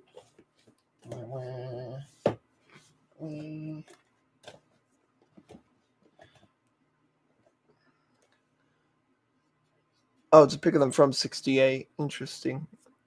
Compared to Mario, it's vague outside the character's personalities. I guess, yeah.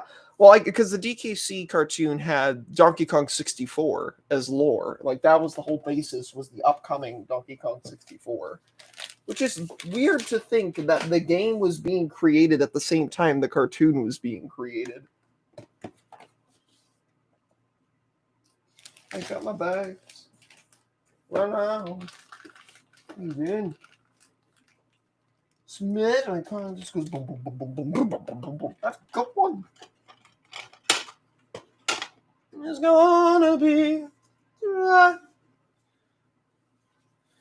What is better, disc 1 or disc 2 of The Wall? So do you mean CD or vinyl? Oh, I guess CD and vinyl makes sense. But hey, Sonic, welcome to the stream.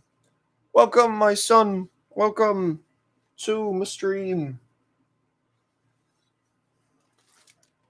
So if we're talking CD, the second one, the second disc is the better half of The Wall. And now if it was vinyl, I'd say side 1 is the best side of The Wall. Sides 1 and 4 are the best. 2 is second, and 3rd is last place. What's better, side A, B, C, or D? Side A and D are like tied. They're like this because side A is so perfect. Because I feel like with side A, it's so iconic and so like that side is literally perfect. Every single song on that side is an iconic song. You think like you literally start with the greatest opener. You literally start with like the greatest like opener to an album in the flesh.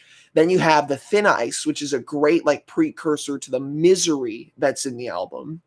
And then you have Brick 1, which is great atmosphere. Happiest Days, which is like basically lore building almost. Brick 2, which is the single. And then you have Mother. And that's an amazing closer. Is Mother. It's the perfect closer. But it's just fantastic. But here's the thing. Side D is the most vicious side of The Wall. I honestly kind of like D a little bit more than A, just because it starts off with Show Must Go On, but immediately goes into this cavalcade of madness that doesn't stop until Stop. Like, Stop is the only point in the album when there is calmness at all. The calmness that album gets is Stop. Everything else is chaotic evil in a very strange way.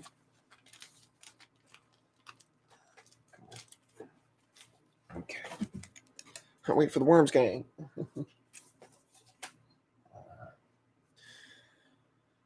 Here, I'm just going to put this stuff back here.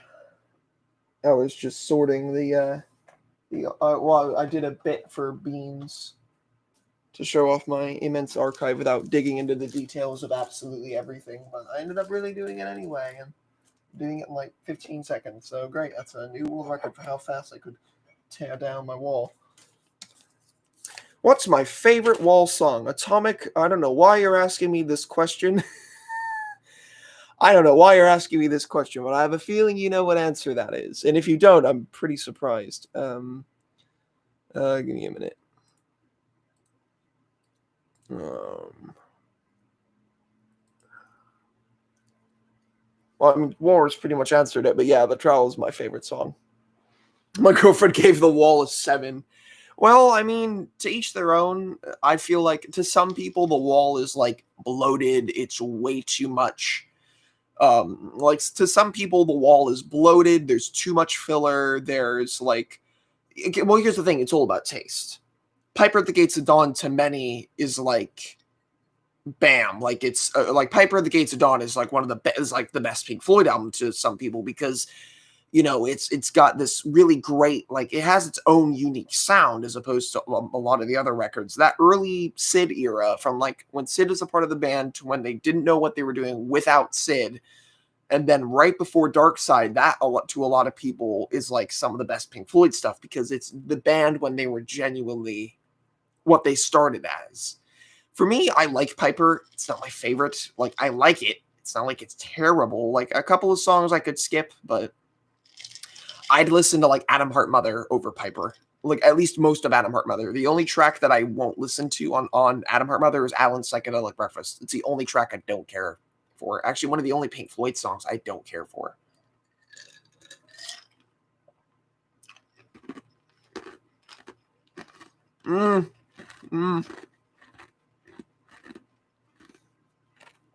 That's awesome. Yeah. That's a lie, Walrus. You know it. Amagama's full of more trash. The live side is great. Here's the thing. I haven't heard like the studio stuff, but I've heard the live stuff because like it just pops up on like YouTube Shuffle every once in a while, like some of the live recordings. So, Atom Heart Mother is really good. Atomic, it's one of the best like examples of Pink Floyd like being experimental, but at the same time like migrating towards you know the sound that they would end up having. It's a step in the right direction, really. Although, if you want to feel real pain, let me go in. I own it. I got it for Christmas as a gift from a family member of mine. It's a pressing from Canada that I think is an original from like 68. Let me check the innard. Yep, it's an original pressing of it. The funny thing about Amagama is that actually that's live. Yeah, that's side 2. Wait a minute. What's 2LB bit of it? Oh, live album and studio album. Yeah, that's ridiculous. Forgot about that. Yeah, live stuff is better. Huh? Wall actually helped when I was depressed. Well, yeah, that kind of happened with me. Not getting into why, but it happened with me. Let me go and yeah, come on. There we go. Get in there. There we go. Sick. On Obscured by Clouds. Obscured by Clouds is pretty good, actually. I did enjoy it when I heard it. There's a couple of really good songs on there. It's like it's the sort of logical step from metal leading into Dark Side, at least to me. Like when you listen to the stuff that's on Obscured by Clouds, you think, oh yeah, well that's like the genesis for parts of Dark Side, and like Roger's writing style really like it's his writing style during the middle years is much more apparent in Obscured than it is in, like some of their other stuff. Like you think Atom Heart Mother is If, which is one of the earliest instances of Waters talking about his personal life. But, hello, Mike 2. Welcome back. Opinion on Endless River. I haven't heard it. The thing is, I like the Division Bell out of David Gilmour's stuff. That is the best Gilmour album, in my opinion. I don't like Momentary Lapse of Reason. Because the thing is about Momentary Lapse and why I don't like it is because it's to me, there's so much there. Like there is good content there. It's not even just Am or Bad, but it's like, here's the thing. There's only 2 good songs in that entire album. Like there's 2 songs I could sit down and say, yeah, that's great. I can listen to Yet Another Movie and Learning to Fly all day long. I love, and maybe Dogs of War. I'll give Dogs of War a pass because that song is weirdly great. It's one of those moments where like everyone was like, God, this song sucks. I'm like one of the only people who actually likes Dogs of War. I don't know why I like it. It's just great. There's like the bridge with the guitar, with the solo and the keyboard. Like it's a great mix. Now the actual like composition of the song and the fact that it's David trying to be like Roger and writing about war and heavy subjects, I don't really, care for that because it's David trying too hard to be Roger in that sort of way. Opinion on the final cut. Controversial, but I actually like it. I like the final cut. It's not my favorite Pink Floyd album by any means. Like it's within like the top 10. It's maybe not like high, but it's in the top 10. Like, all right. Bye, group. All right. Bye, Fuzzy. Is everyone going out? Beans and Atomic, you guys going as well?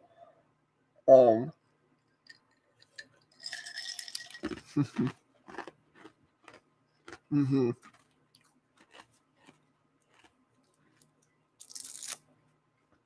Well, the thing is though about the final cut that because a lot of people, like, at first I didn't like it. I didn't like the final cut like all that much. And then I listened to it again, and I was like, yeah, you know what?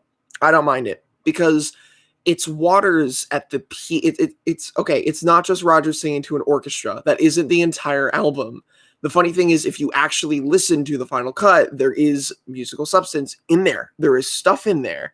Like, it's just nobody ever everyone, because the album was so critically panned and still is. Like, again, I'm defending it because no, not just Not Now John. There's more on the album where he's not just singing to an orchestra, where there is actual other pieces of music. Sure, there is an orchestra in it because that's Roger's style of writing and that's his music. There is Gilmour parts in there that isn't just Not Now John. Like, Gilmour does guitar work on like bits and pieces throughout the album. There's saxophone solos on the album. It's very weird. It's a weird little piece. Now the thing is, I kind of like, the thing is, in terms of comparing Final Cut to Momentary Lapse, I like, even though I don't like Momentary Lapse, I like it a tiny bit more than a Final Cut. Either that, or because, like, the Final Cut is Roger Waters' album, but with Pink Floyd. That's basically the title.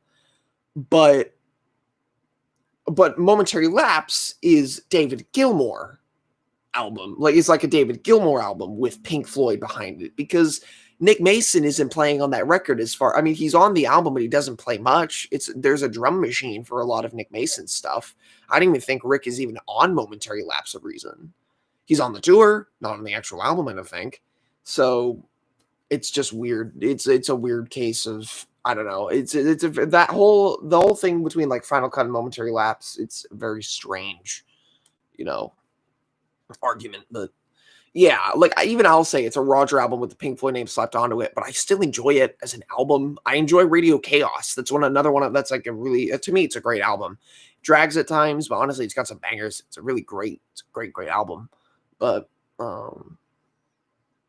say the cover, I Don't Want to Live on the Moon for Sesame Street's 50th anniversary. You can send me that. I'll go and I'll watch the other two later and I'll watch City of Lights and that one and give my thoughts. I've never heard I Don't Want to Live on the Moon, but I will listen to the original as well, just to give a comparison.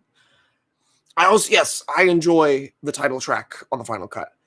It is one of my favorite, it's one of my favorite Wall era songs from the band, from Roger. It's great. It's such a really depressive, but I like it for that reason. Because there's a lot of great stuff in there. There is great, there's an aura about that song that is kind of haunting and tragic in a way. A lot of the Final Cut is. But in particular, and also just the contrast, when you listen to the Final Cut, you listen to the title track, and it fades out. And it's just really quiet, and you're saying, like, you're sitting in this, like, pit of, like, emotion, because Roger literally just confessed the fact that he didn't cut himself, like he didn't kill himself, and like you're sitting there and you're like, man, that's a lot of emotion, and all of a sudden here comes Gilmour. Fuck all that, we got to get on with these. Like that transition into Not Now John is brilliant. That's one of my favorite like little transitions between two different Pink Floyd songs, because you go from really like emotionally deep and serene and just like you get to sit with your emotions, but then all of a sudden, just out of nowhere, comes Gilmour with this rocking guitar, and he's just fuck all that. That's a great bit. That's a very great bit. That's one of my favorite. It's one of my favorite transitions between two Pink Floyd songs. It's brilliant. I'm in the minority when I say this, but the Berlin show is great. I own 7 different versions of it. I like it.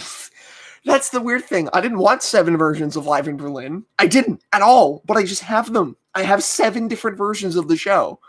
I only wanted CD, DVD, VHS. This is it.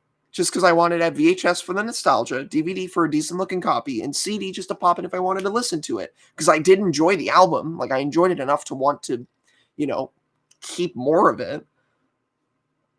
No, seriously, Atomic. I have that many copies. I can show them. I'll pull them out. Give me a second. I'm dismantling part of my shelf.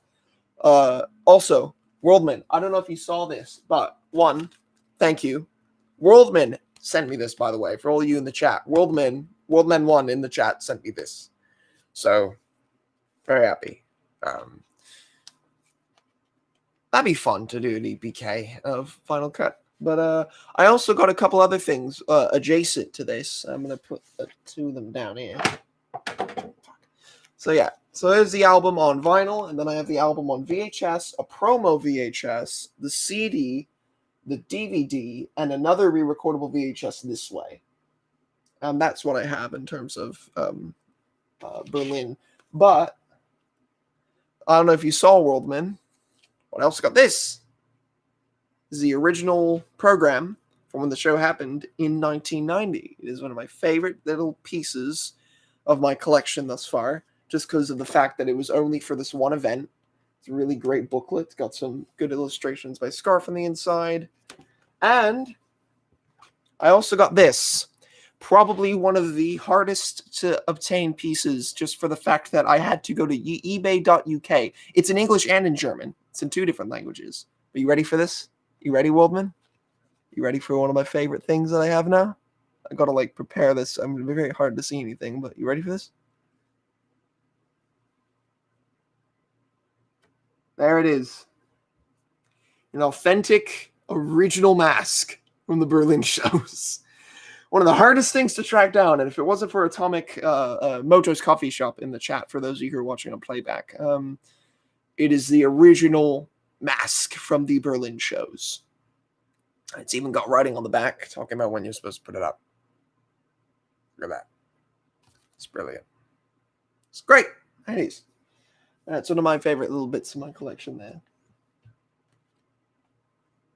Yeah, let's see like that right there. Oh yeah, there you go. That's that. That's all the different Berlin copies and my 2 pieces of my Berlin bit. Good.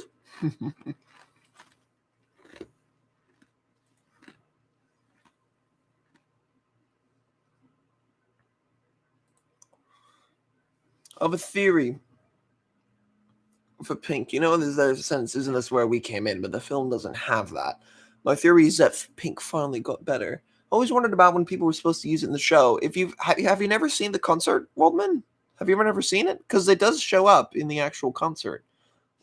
They have people in the audience holding them up during empty spaces and waiting for the worms. It's great. I've always wondered. So after the film.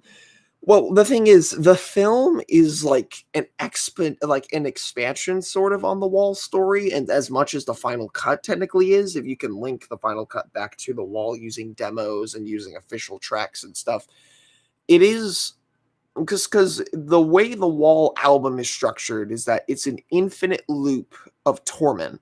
That is the entire album. It is an infinite loop of the sort of cycle that people go through in their lives, building up their own walls and tearing them down. That is the entirety of the Wall. The movie breaks that for a semi-open-ended. But the thing is, it is kind of open-ended, but you also have to remember the idea of picking up bricks and putting them in your own wall is kind of kind of seen where there's a little boy that has a dump truck that he puts a couple of bricks into and he carries it off. And that there is almost isn't this where we came in for the film because it's just, that's how it is really. That's, people whose walls come down, eventually there will be people who pick up the same kind of bricks and put them into their own place. Just send you both my cover of the song and original for comparison's sake. All right, well, I will listen to it when the stream is over, which might be soon because I don't really know how long this is. Let me go and double check briefly how long I've been streaming for. I know I've been streaming for about 2 hours, but I need to see what my other streams were at so I can double check how long the other ones were. So give me a minute. Live streams. 2 hours and 45 minutes. I did my last stream was, so I guess we could continue on for a little while. Opinion on Great Dance Song's version of Money. I haven't heard it. I need to though, because it's just one of those things I want to hear that stuff. So Berlin show or the Roger Waters 2000 or the Roger Waters 20th and 2013 show. So The thing is about the Roger Waters show is that it is a sort of modern interpretation of the concept, and its purpose to exist is to tour the idea and kind of to push Roger's own beliefs, which is what the original Wall was anyway, and a lot of his Pink Floyd stuff was to push his own beliefs. But the thing is about Roger Waters' The Wall, a lot of people, the thing is about it is Roger's on playback the entire time. There are times where he is mic'd and he is singing, but it's not often. So if you want to enjoy it as a version of The Wall, watch like the bootleg concert, watch the bootleg concert of it, like the multi-camera that someone put together. That'll give you an experience of the actual show. It's not nearly as intense as the 8081 show, and it's not even nearly as creative as Live in Berlin, but it nonetheless is a modern version of The Wall. It is a modern version of the concept, and that's something that I've kind of learned to accept, that it is kind of its own entity in a way.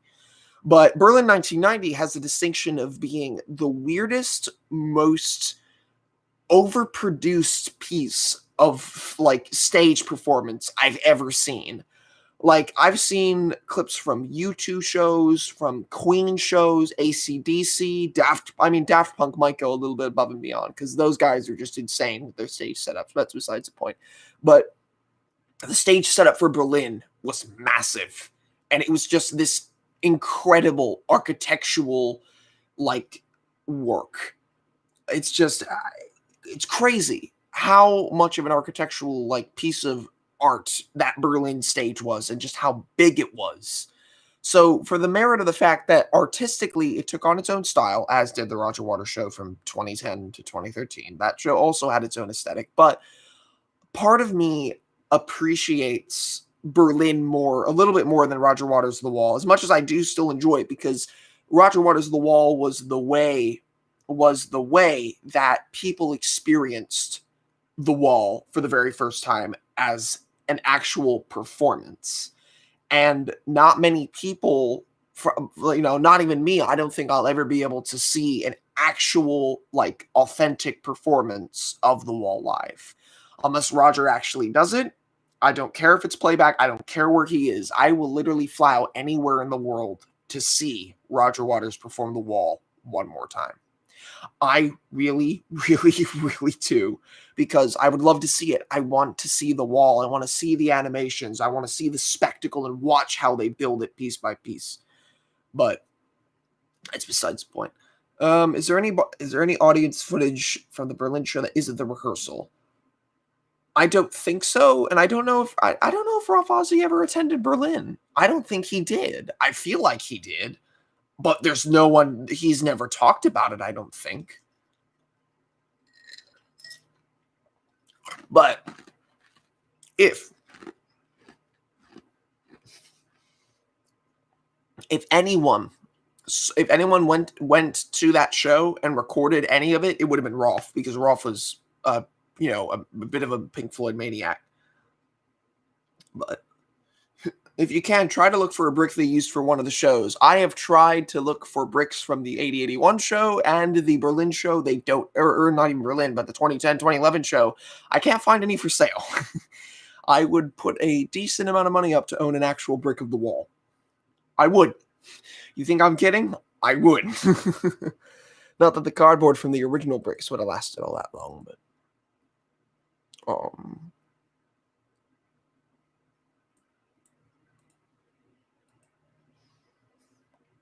well, yeah. Can't find The Wall on CD anywhere. Check eBay. eBay always has copies of it. eBay, Amazon, Discogs, anywhere basically. Any one of those three places you'll find it. A innumerable amount of them on CD. So, well, that goes for every version of the show. So there you go. And interested in buying any of the inflatables? Well, to tell you the truth, I was planning on building a replica of the teacher puppet sometime in the future, like building, not the original one and not functioning the same way, but I do want to build a replica of him just to have. That'll be in the far future, maybe not now, now, but I do want to build one because it'd be fun to have a giant, this massive piece of rock and roll just hanging from, my house, because he'd be a decent sized one. I already have ideas on how I would build him, but it'd be great. I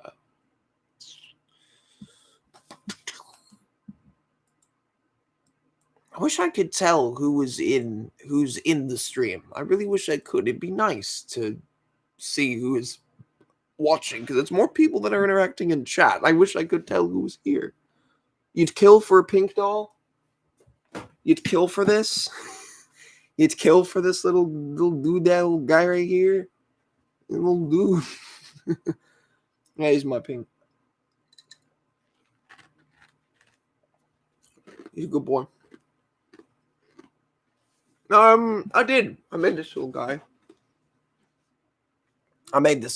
He's one of my favorite pieces of my collection, just for the fact that it's a kind of smaller replica of the one they used in the shows. This one here is about 2 feet tall, and the one that they use in the actual shows is about 7 to 7.5 feet tall. So if I were to ever make a replica of the 7.5 foot tall one, that would be on my couch, just permanently. I'd sit him down on my couch and let him just relax. Yeah. Okay, good. Oh, the pin is a very tiny pin that reads Pink Floyd The Wall. I put that on him like a while ago because the pin used to be a part of my display when it was smaller, but I couldn't get it to sit anywhere, so I just pinned it into his chest, and there it is. So that's why that's there. And it's literally a pinhole, so it's not going to rip anything in him. And even if it rips in him, if that thing gets ripped, I will, honest to God, make a new one. Because I really, really do want to keep him around to make his larger cousin at some point in the future.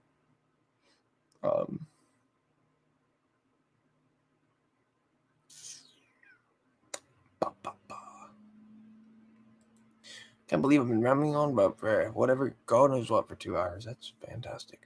What would be my reaction finding a Go on Judge cell if they do exist and I would ever find one? I think I would die and I would want to try and buy it. However much it would be, I don't know. It probably would be a lot of money. If anyone who knew about the sequences was selling it, it'd be amazing. It would be amazing. Also, it's kind of funny. The amount of pieces that were taken at the exhibition wasn't a small number. It was 30 of them. Wish I was kidding. The pieces that we see on display is small. The one picture we have of all the pieces on display is tiny compared to how many there were. Apparently there was 30 of them that were upwards of 30 of them that were on display there. So I wouldn't be surprised if cell layouts were put on display there. The pig doll's face looks like a combination of a Minecraft creeper face and a paw print. Kind of, yeah. It kind of is. It does look like a little bit like a creeper. I almost messed up the face too, because one of the eyes, the mouth is awfully close to the eye, has like that much space. But yeah, my room is really just merchandise and shit. Like, I look around in the corners, it's just VHSs and game consoles and stuff just oozing out of holes in the wall. Like, there's just stuff everywhere. Moving any of this out would be a nightmare. It has been every time that I've moved stuff around. It's been a nightmare to move all of it, because most of the boxes that we move from my house or any house that we go to are mine. So I do know exactly what I'd be taking with me to my dorm in college. I'm only taking a portion of all of this. Only a little bit. Won't be too much, but I will take a bit of it. So it's great. That's all that.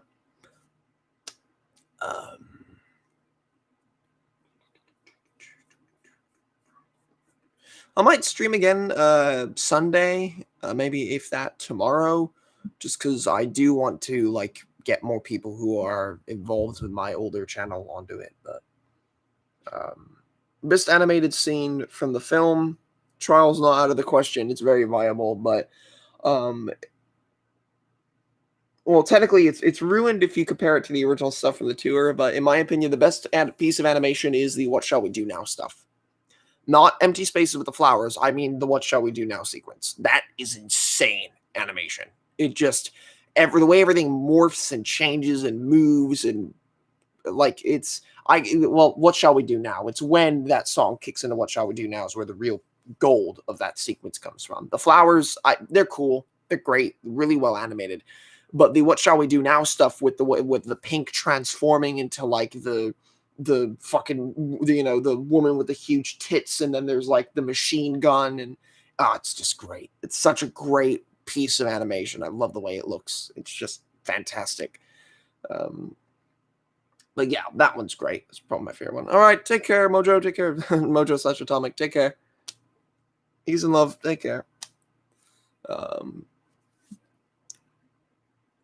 Makes you feel better. Most of my rooms is Pokemon merchandise or Thomas the Friend merchandise. Mainly the diecast toys. I still have, from years and years and years and years that they've been sitting around, I still have all my original Thomas the Tank Engine toys. All of them. Every single toy I ever got for Jason to Thomas, I've still got somewhere.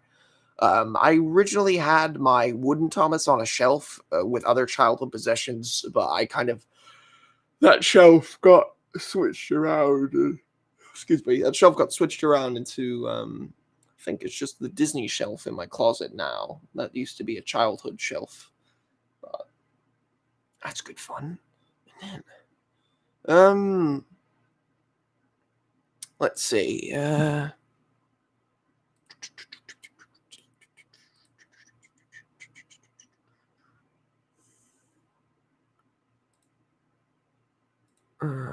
Scroll.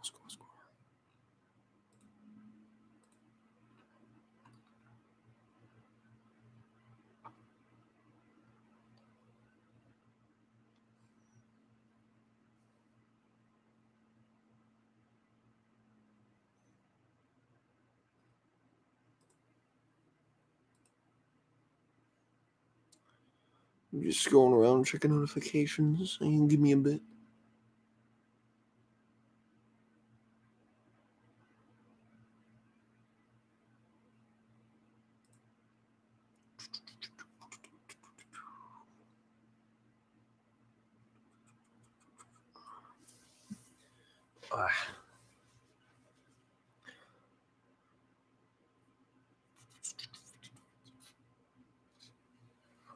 Can't believe I've already been streaming for 2 hours. Look at that.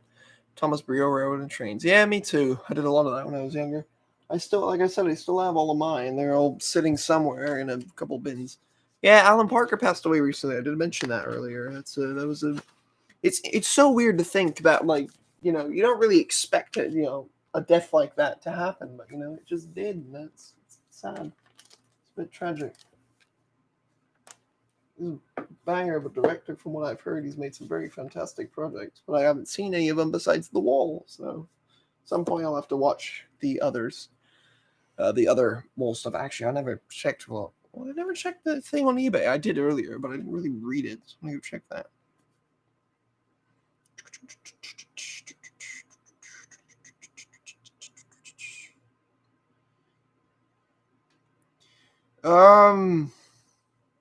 I'd rather wait for yours. I've been trying to. You know what? It's funny. The masks that they used in the film are quite a bit harder to find because the masks from the film are quite a bit harder to find because over the years, so many of them have been sold in like movie prop auctions and things like that. My best bet is making a replica of one out of like plaster and painting it and stuff, but nothing would be owning an actual mask from that Brick 2 scene. Honestly, any of the props from the movie would be fantastic, or even a frame of animation that they used for the film would be great. Yeah, I'd rather wait for yours. I could update it with those, but I'd rather wait for your finished ones. If I am gonna finish that thing, I'd rather finish it with the other ones instead of yeah. Solar.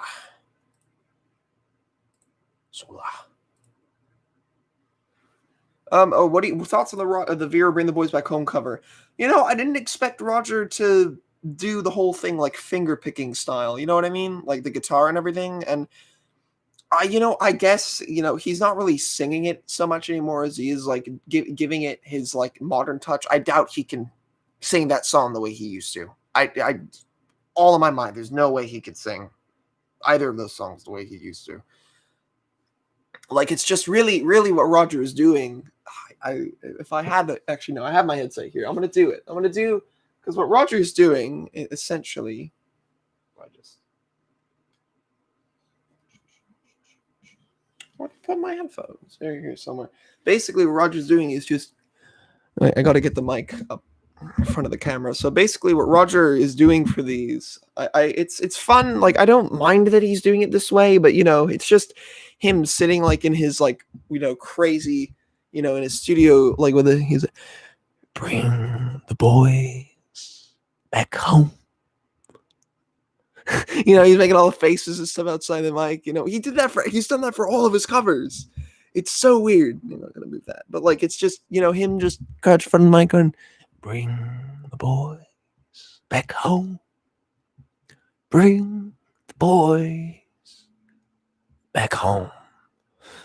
I can understand that like he is doing cuts from like the Us and Them tour, and he's doing like songs that they sang as encores and things like that. But I would like it if he would try and sing it, the way he used to, even if he has to bring the pitch down a lot in order to properly, sing it. I wouldn't mind that. It's not like he's trying all that hard to sing it. I was thinking of making an old mask and painting it pink and giving it black mouth and eyes. I guess it makes sense, but you have to get like the shape right and the eye holes. You have to make the eye holes and the mesh, and there is a couple of layers to making one of those. Now I wouldn't mind, of course, making my own.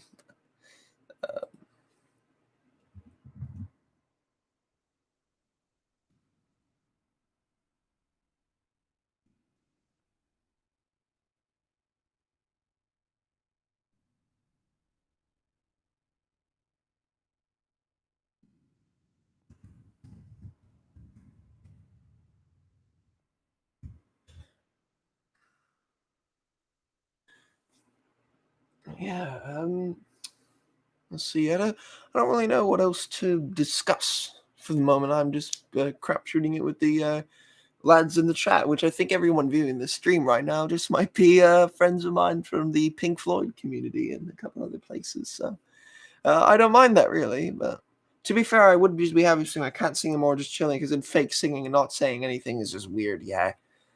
But again, he's singing just really low and soft for some reason. I don't know why. I guess I could get why he's doing it, but I could kind of get why he's doing it. But I'd rather him lower the pitch, because he did that with "Don't Leave Me Now" on the waltz, on that waltz tour that he did, and he even like he didn't like. I obviously it's 30 years prior, but in Berlin he still sang most stuff. He sang a lot of the song, like every song in Berlin, I don't think was actually pre-recorded, and if it was actually him singing it. So I don't understand it. Yeah, the thing is though about hearing "Bring the Boys Back Home" done in like finger picking style and kind of in the style of the Final Cut, I didn't mind it. I honestly expected, like, when I heard that, all I could think was like, oh, this is probably what it sounded like when he did the demo for the band, for The Wall. That's what it sounded like, was just him finger picking on guitar. So now, would it be nice for him to sing it? Like I've said, would it be nice for him to sing it normal? Yeah, it would. I wouldn't mind hearing him go like, bring the boy, like do the whole screaming thing again, but like in a lower pitch, I don't care. Just sing it. You don't need to get all close to the microphone and sing it and then not hit the notes, I don't get it. Oh God. Oh great. So oh good, that's gonna be arriving next week apparently. Sick. How's my other package? One of my more important ones that I have. Just checking eBay at the moment. Really, I should be interacting with the stream, but it's okay. Been in transit at Atlanta, Georgia for heckin' days. How ridiculous. How ridiculous. Order details. Ooh, arriving by Monday. Oh, it knows. Wow. That's very nice. I guess I get to scan that when that comes in. Cool. Great. Very cool. Very, very cool.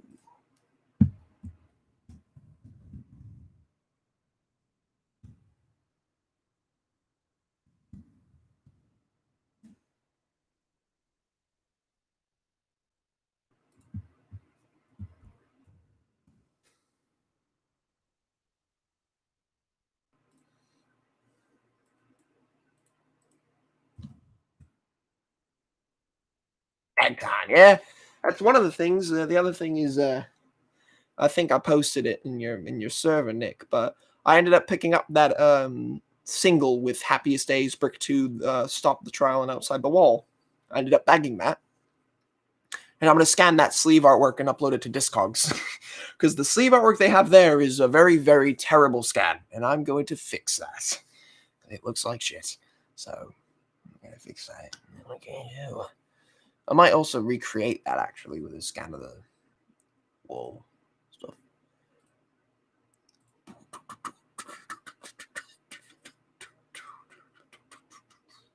Yeah, it is a weird combo, but I picked it up. It's from Mexico, I think. Well, originally it was pressed in Mexico, but I found it. I think it's in New Jersey or something at the moment. Oh well. Yeah, that's that. I don't really know what else to focus on for this particular stream, just because I didn't really expect to be streaming for this long. I was just gonna be like, all right, so basically the channel's dead, and then just, just. That's it. It's be all end all. It's just be like, okay, well, the channel's basically dead. I'm gonna go cross-upload a couple things, and that's it. I personally don't, and if I were to set one up, it would feature a lot of you and not too many other people. When I actually get started with a proper channel, though, I do plan on making some kind of Discord server where everyone can sit and do whatever, and I can collaborate with different people from around YouTube, and I do want to take whatever's left of my original fan base, like people who still watch my content, to watch it and have that, have those people come and join and interact if they want. And, I wouldn't mind making one as part of my own channel. I never really made it because when I got into like using Discord, I was still kind of making videos, but I was slowing down a little bit. But the only thing really is with the new channel, I might, just because it's going to be actually branded to something decent. It's going to be branded with a mascot. Yeah, I designed my own mascot. The fucking caveman, made of lines and shit. He's got big teeth. Great little guy. Love him. Do I have the Young Lust single? No, but I'm looking for it. I am looking for it because having that mix of the song and doing a new transfer of it would be sick. Although I do have, the only other single I have 2 of the 3 main releases of Wall singles. So I have the Run Like Hell, Don't Leave Me Now one, and the Brick 2, One of My Turns one. I call that. Yeah. But the really weird thing is about this, the Run Like Hell mix on the single, it actually has a different opening. It has a different opening with just the guitars, with no audience noise, and it's a little bit longer than the record, and it cuts out the entire, like there's a part towards the end of the song where you hear all the footsteps and the laughter. It cuts that out completely. It goes right from the end of that synth bit to Roger screaming and then the end of the song. So if I do make another channel, do I have any other names in mind? Well, I will, seeing as you asked, I'm going to go reveal the mascot for this. So give me a minute. I'm going to go grab it. I have a drawing somewhere of him. Where is he?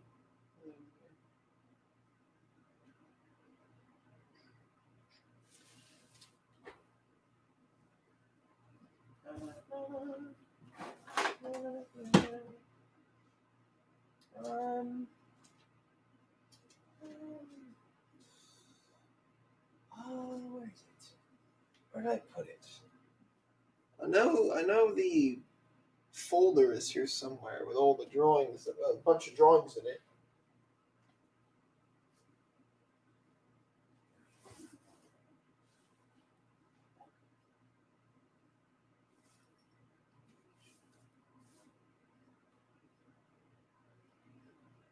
There it is. Okay, wait, there's the folder. There he is. So, the mascot that I have for this, hang on.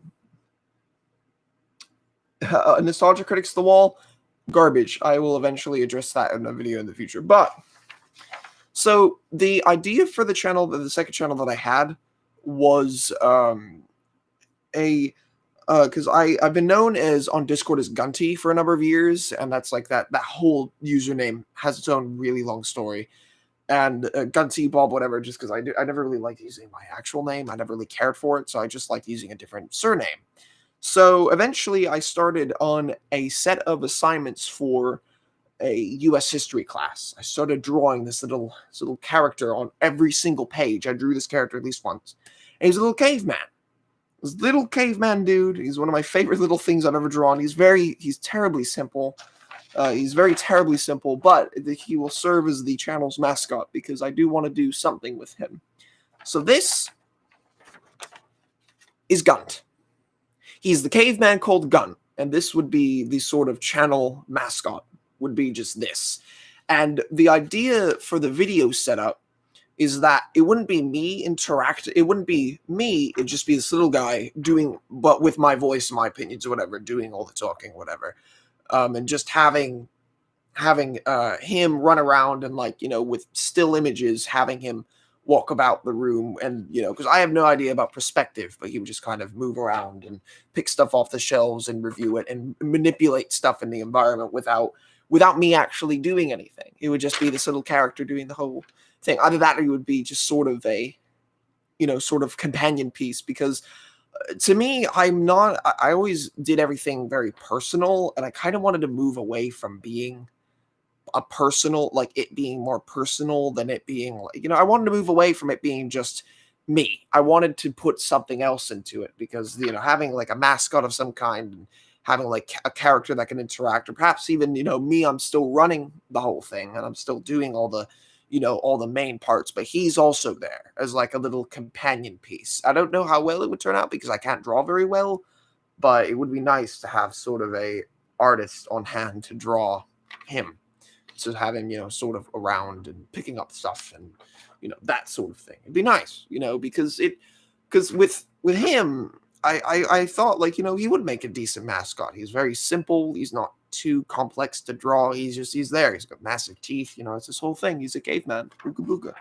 So that would be the mascot for the, that would be the mascot for the channel, would be this guy right here. So he's going to sit there and he's going to fall. That's a feat. It's got to fall eventually, but that's a feat that a piece of paper is standing up like that. There's almost nothing behind that.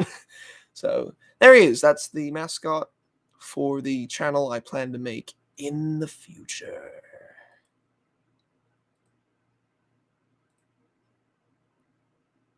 Now, so yeah, I guess he does look like a little bit like Manny from Diary of a Wimpy Kid, but he's just his own little ooga booga. He's his own little bit. Can he beat up the pig doll? I don't think he can. He's made of a piece of paper, and Pink's kind of three-dimensional. So I feel like there's a little bit of a disconnect of dimensional prowess between the two of them. So I do not think so.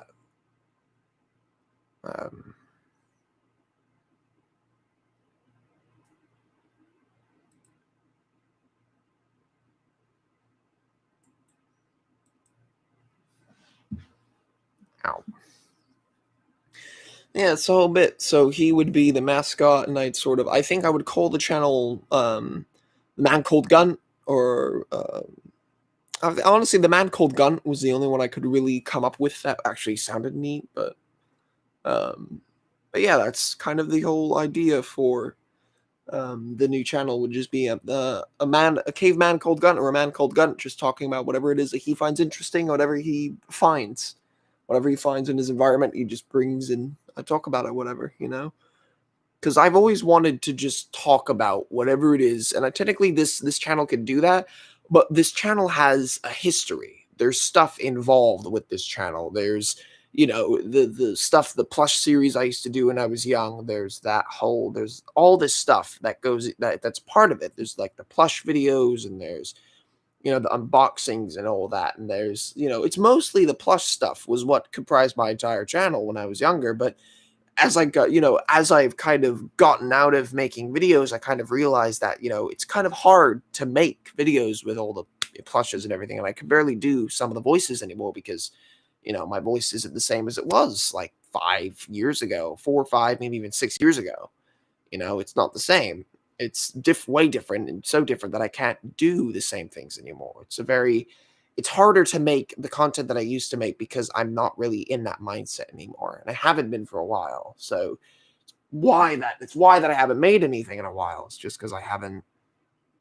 It's just, you know, I haven't made anything in a while for that reason, because, you know, no point. So, yeah, so probably gonna wrap it up in a couple minutes here. Go and maybe make dinner or something, and go and work on other stuff. I might do that in a couple of minutes. Anybody else have any other questions? So I do like answering questions and rambling on about shit. Yeah, YouTube is a different place now as opposed to 6 years ago. Yeah. Okay, one more question from you, Beans. What's the other question?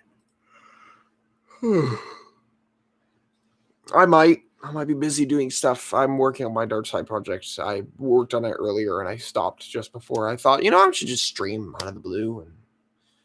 And sure, I wouldn't mind joining. List the top 5 Pink Floyd albums. So for me, in my personal opinion, my top 5 favorite albums by the Floyd are The Wall, The Dark Side of the Moon, Animals, Wish You Were Here, and if I had to put one more beneath it, it'd be The Division Bell. So those are my favorite. Actually, that or More. More is probably on the 5th or 6th tier, 6th place as well. So I really like More. More is actually a pretty damn good album. Because I have to put like the big 4 on the top because that's just where they belong. At least to me, that's where they belong. But I mean, I wouldn't mind the link, Mekachu. I don't know. Did you send it? Yeah, you sent it. Cheese noodles too. There you go. All right, well, there we go. There it is. Look at all that. Look at all that. There's people. There's people everywhere. Look at that. Great. That's great. Really. There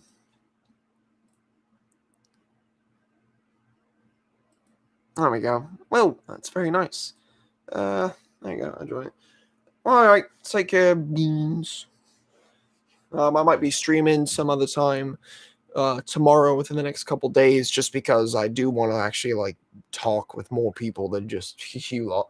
As much as I enjoyed talking with you a lot, I do want more people that were active in my earlier days to talk a little bit. There were a couple people in here that were talking about that, whatever stuff. So maybe.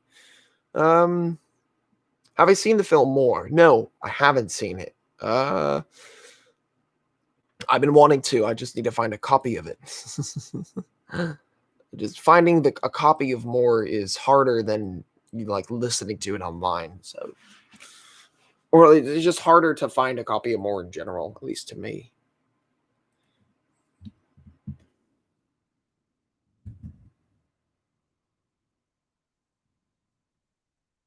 It's available for rental on YouTube. Ooh, well, I kind of want a physical copy because, I'm a physical person.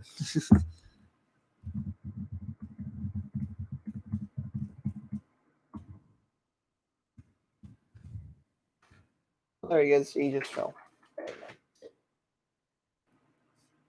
I remember when George Carlin played the role of a hippie man. I remember that. It was a great time, wasn't it? A Discord live stream? No, I mean YouTube live stream.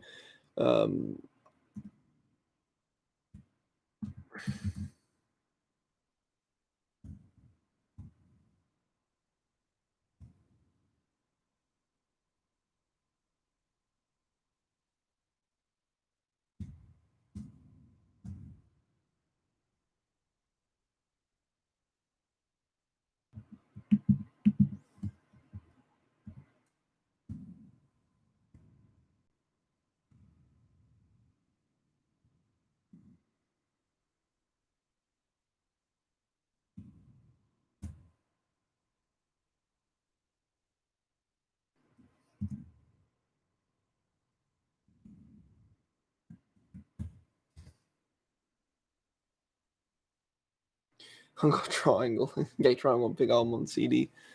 All right.